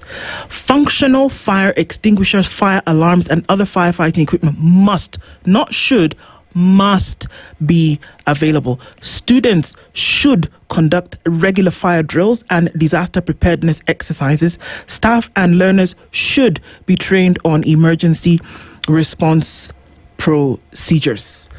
Now, unfortunately, what we've seen is that a lot of these things that the standards require are not being met.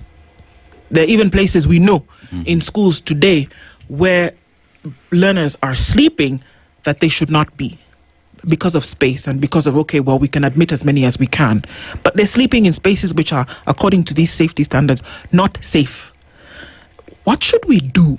Because the safety standards were established after a committee came together. And I know we're not going to go political, but a committee came together not once, not twice, not 3 times, Anthony, not 4 times. 5 times committees have been instituted and sat.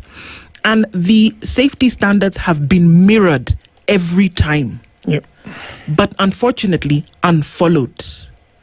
So if we're in a place whereby we're saying that certain things can be mitigated if the standards are kept, what is the problem? Because truth be told, in other jurisdictions where the Red Cross operates, people keep the standards. We say this is what it's supposed to be, it's kept. There's no question. Should there be a fire extinguisher at every other so meters? Yes. Do we go and we see that there's one? Yes. Should it be that people have regular training drills? Yes. Should we ask a child if they wake up from sleep and say, what do you do in the event of a fire? They can tell you, well, we're supposed to go to this point. They know. But can we do that and establish this now? No. unfortunately, we're having horror stories now of particular girls who were trying to go get other girls out of spaces, and then she ended up dying as well from this. So there are standards. And that whether we want to look at the cause, whether we want to look at who lit the fire, we're saying in the event, like you said, the fire is here. Now, if there are certain things in place, then perhaps we would have then been able to mitigate. So what do we do, since it's very clear that over the last 20, I don't know how many years, we're unable to entrench these standards? And I say unable because surely we should have. Because we wrote them for ourselves. And the committees have sat with experts over and over again, but it seems like cannot be done. So part of our collective responsibility, and this is an opinion to parents, being one of them, is it's high time we also take matters into our own hands and demand. When I say demand is, by the time you're registering a child to a particular school, it could just be as easy as asking for video evidence of drills that have been conducted in the past 1 year, maybe last 6 months, however the routine would be or called for. So what that will set is a system where students and schools, again, as you read it out, must do this. If they're not doing them, there is intentionality behind it, where not only did we do them, we did record. And whenever we're having these parents' association meetings or board meetings, then our board is able to review how we did this. So as a routine and going forward, this needs to come out as a practice, and evidently so through recordings. That way, over and over, we'll appreciate that this we've been doing and we are familiar with them. Goes in line with what we're trying to do as a localization agenda for Kenya Red Cross, is train school-going children first aid for free en masse. Because they're young, they'll understand the skills, and as they grow up, they'll be pretty familiar with, I learned this growing up, and it's inculcated in them.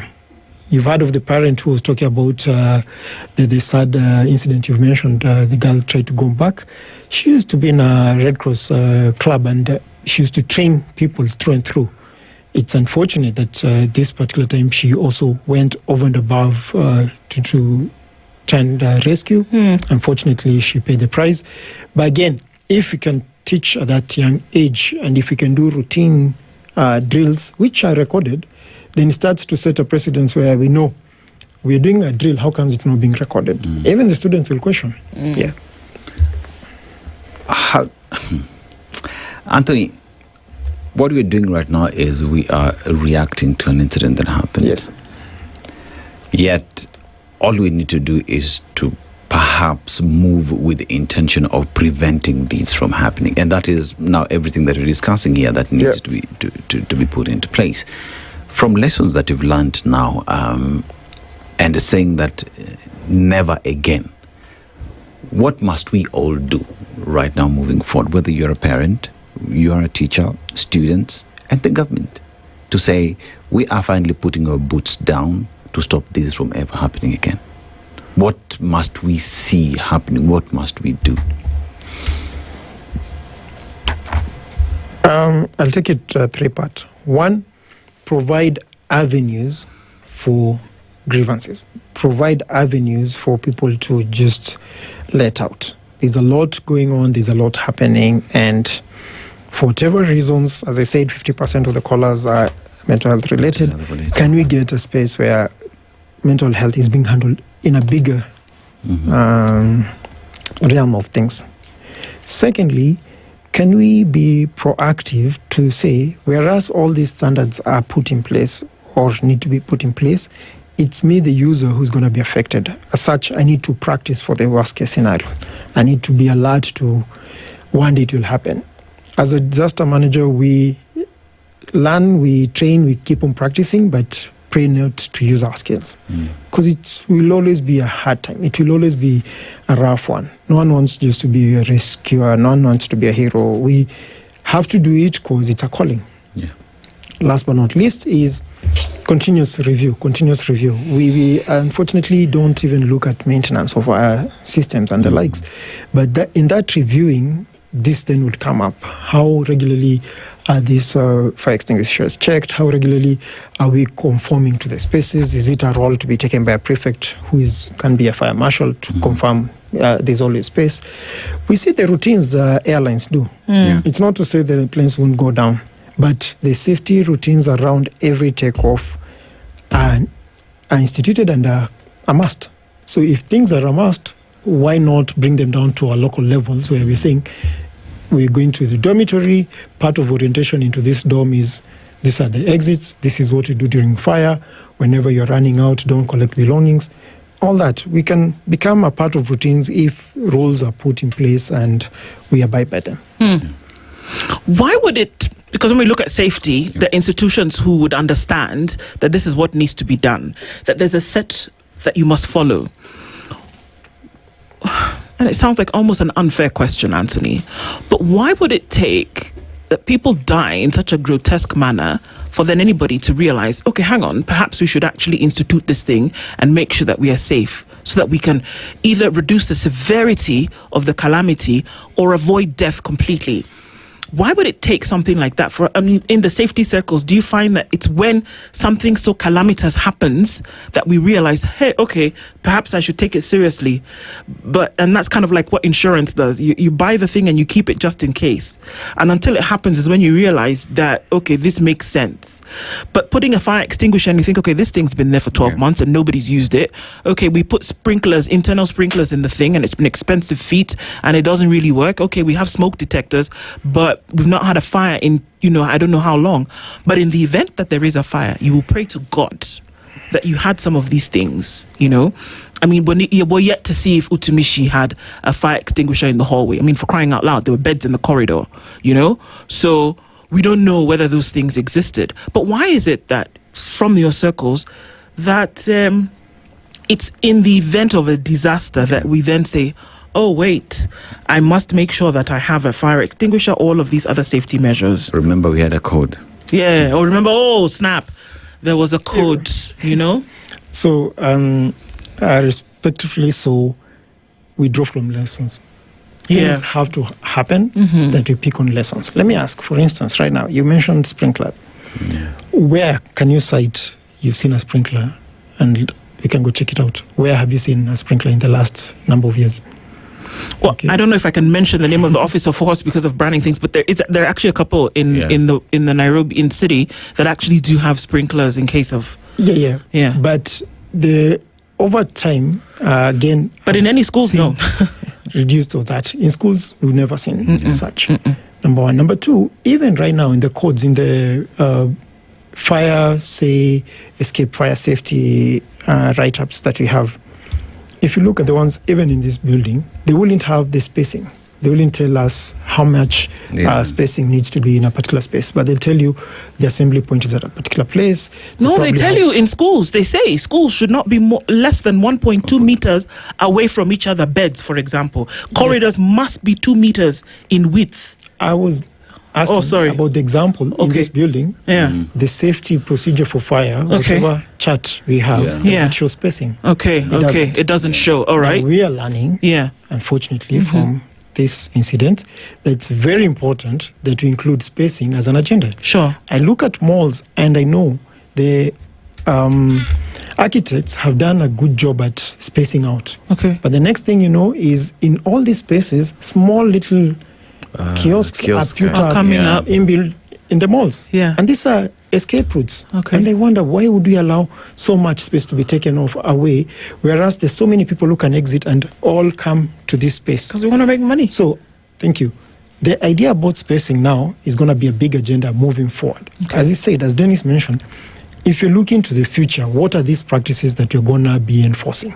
Now, it won't be just about have a fire extinguisher and have ability to exit, have ability to have a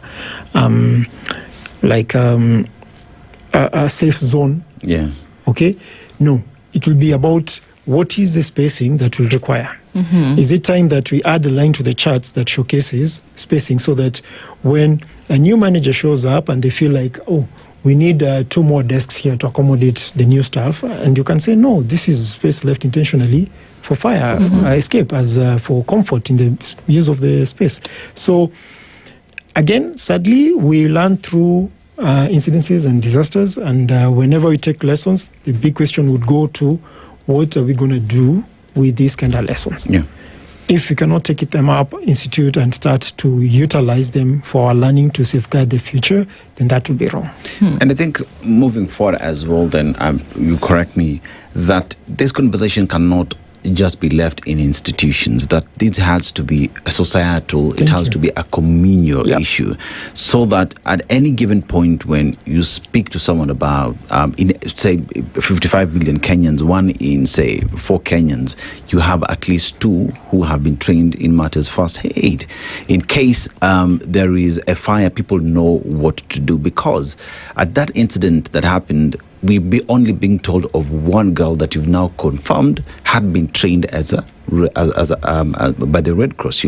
If we had 6, 7, we'd see a pool of individuals who know what to do when this happens. So do you reckon then that as much as we're putting code into place, these are conversations that need to be pushed to be had on our dining tables in our places of worship at any given point where we can have this conversation? Yes. Similar to just how you handle litter, it needs to come down to a societal agenda where if I'm passing through a path and I come across litter, I can pick it and dump it. The same way you'd come to spaces and notice this is blocking the way, I need to move it away. It should be so routine that it becomes entrenched in us that I always need clear spaces. We always need to have this in place. And passing through a fire extinguisher, when is the last time you checked the expiry date of a fire extinguisher? It's just about servicing. And in any case, if you see that it's expired, who do you report to? So making it an individual and everyone responsibility is a good way forward, so that as we carry out life and do life, we just alert to these safety issues. How fire, I'm still going to stick on fire because that seems to be the thing. And that even as of this morning, we've seen another national school is being closed because there's unrest, and people are saying, okay, well, this unrest could lead to something, and then we need to then essentially deal with the situation where we don't want to deal with it. So it's still happening. And it's interesting because the second term of the school year is the year where we have seen more fires in the last 30 years than ever before. It doesn't happen in first term, doesn't happen in third term. It's in this very long term of the school year that these rumblings start. Now, when you say moving forward and certain things that need to happen, is it time that then these voices, the ones who are crying today, the ones who are saying we're going to have to deal with this loss, these voices mirrored across board are the ones then who are going to have to insist that some of these things are happening? Because we can talk about safety, we can talk about the brick and mortar, we can also talk about safety when it talks about dealing with issues that people are bringing up. There are issues that come up. People are not just saying, unfortunate, and we don't, okay, I can't say that because I don't know, that if people are just standing up and saying, oh, well, it'll be fun to light up the dormitory today, that something has started to rumble. These task forces have told us that there is a link between rumblings that have happened and the events that have happened thereafter, that there's a link between them. But that aside, is it time for people to say, we insist, for example, to see what a dormitory looks like? Because we're talking about safety. We know that in many schools today, even where my children are, that you are not allowed to go and see what the dormitory looks like, because the likelihood of it, of you laying claim to a certain demand then is higher. Is it time that people were involved in saying, can we see, number one? Number two, can we insist that even, did we know that according to this standard code, that there should be an adult, a staff that either resides near or in the dormitory, according to the safety standards, that there must be a security guard outside the dormitory, not the one at the gate, that there should be outside. So if you have a dormitory that has many people, there must be somebody outside. So in the case of this, somebody can even help to open the door. So should there be now a consensus where people who are vested as stakeholders now say, Nana, we're not going to leave this safety thing up to you because it's clear that you're unable to? Must other voices rise up now? Yeah, as I said, And the easiest, the biggest would-be beneficiary and person who can demand this is a parent. It's a person paying for that service. It's unfortunate there could be spaces where people are not allowed to see the dormitories, but if you're paying for a service, I better see what I'm paying for, number one. Number two, as I said, if we're going to do drills and practices or training for our students, then we should be proud to showcase them to will-be potential parents as part of advertising or as part of orientation. But better still, it will be so ingrained in us that when you're at home, the children will be asking, Daddy, how is our escape route procedure? What should we do in case of a fire? Because they know we did this in school, but we've not done it at home. Then these conversations become a daily thing, as Dennis was putting out whenever we're in dining spaces. Then it's conversations that are ongoing, as opposed to when it happens. You know, there is the aspect where it has been saying that the need for mental health conversations to be had is very critical, very, very critical. But then again, there is also, I think, the responsibility of the entire community or society, because information or reports you're getting is that there was procurement of flammable materials. Paraffin has been mentioned. We're not sure about that. But that it behoves upon every other person out there, because one would say this is a child. Why are they purchasing paraffin? So it is not only a conversation that will say it is only schools to have, that you take care of your business. We will install CCTV cameras. But do we even have anyone who's manning the CCTV cameras at the time? Because if there was someone manning the CCTV cameras as a security matter, then we'd be able to see what exactly is happening, perhaps act as well. So we will put all these things in there. But if we do not have other processes at the back to just ensure that they are working optimally, we're not really doing much. So here is a question of, anyone comes to buy kerosene, paraffin, diesel, petrol, perhaps request for an ID, know exactly what this individual is going to use. I don't know, just making sure that it's difficult for anyone to purchase these things moving forward. Because if it's a child, you're selling to a child, I think there should be, you shouldn't sell to a child to start with. Well, Dennis, I'll bring you back to reality. If you go out there and see the queues, everyday life, people buying paraffin, a good majority is children. Children are sent for paraffin for home use. That is normal.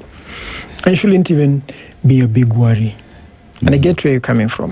Petrol is in a big way controlled, and that's why even plastic are not allowed. But coming back to what we talked about earlier, how as a society we institutionalize some matters, safety, to the point where that should not be fathomable. You should not imagine a child setting fire on another person. That, where is this coming from? So for me, I'll go big on safety.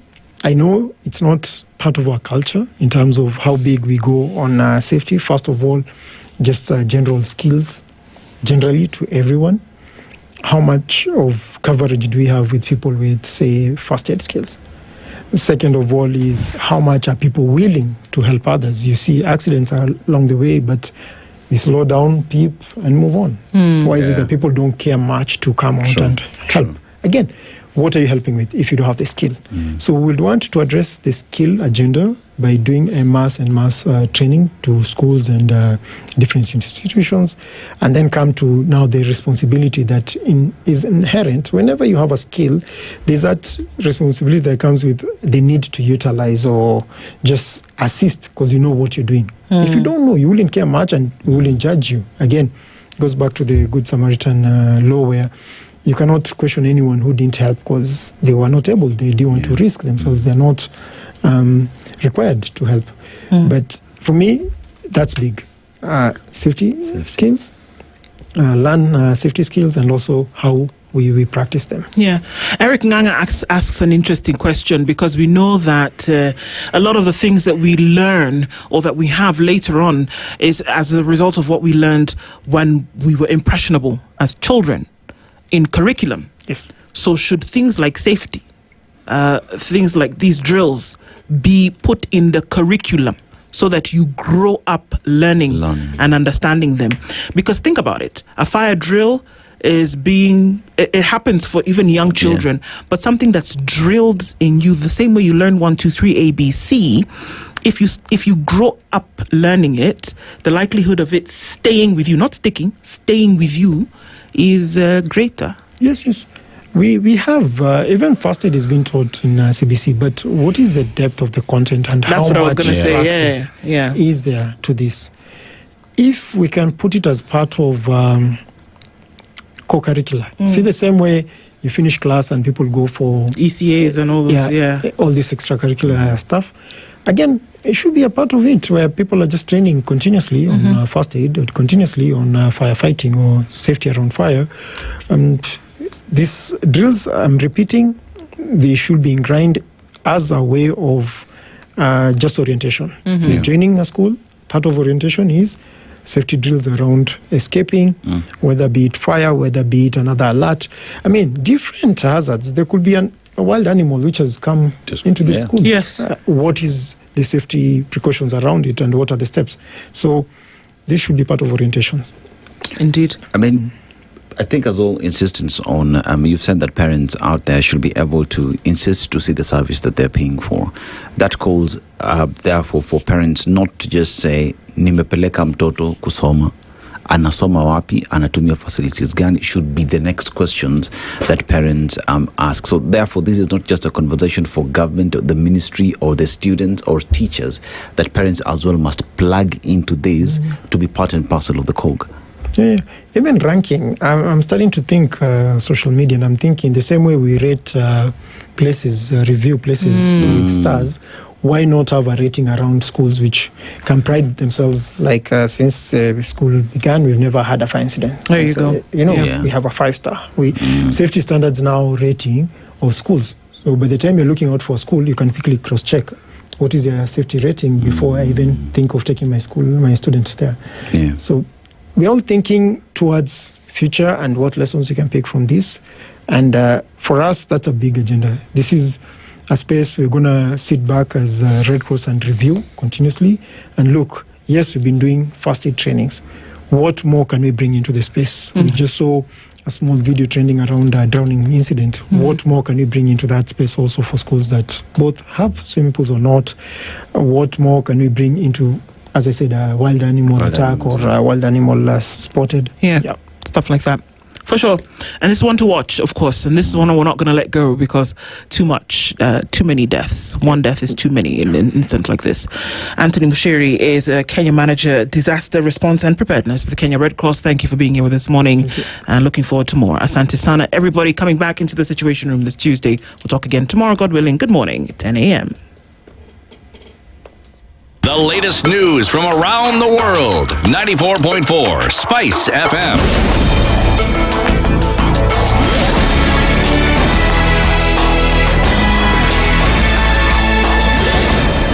Good morning, this is the News Wire. I'm Leah Ubaga. Health Cabinet Secretary Aden Duale is set to appear before the National Assembly Departmental Committee on Health to brief lawmakers on Kenya's preparedness to handle the Ebola virus and address reports of an agreement to the United States on quarantining exposed Americans. In a letter, the clerk of the National Assembly said the committee is seeking a comprehensive update on Kenya's readiness to manage the virus and details of any agreement to the U.S. government, describing the matter as urgent due to its potential impact on citizens. The briefing comes amid growing public concerns over plans to establish an Ebola quarantine and isolation facility at Laikipia Air Base. Yesterday, hundreds of residents in Nanyuki staged protests against the proposal. Demonstrators marched towards the airbase but were stopped by heavily armed Kenya Air Force personnel who restricted access to the military installation. Security officers later cordoned off the facility, prompting the protesters to redirect their march to Nanyuki.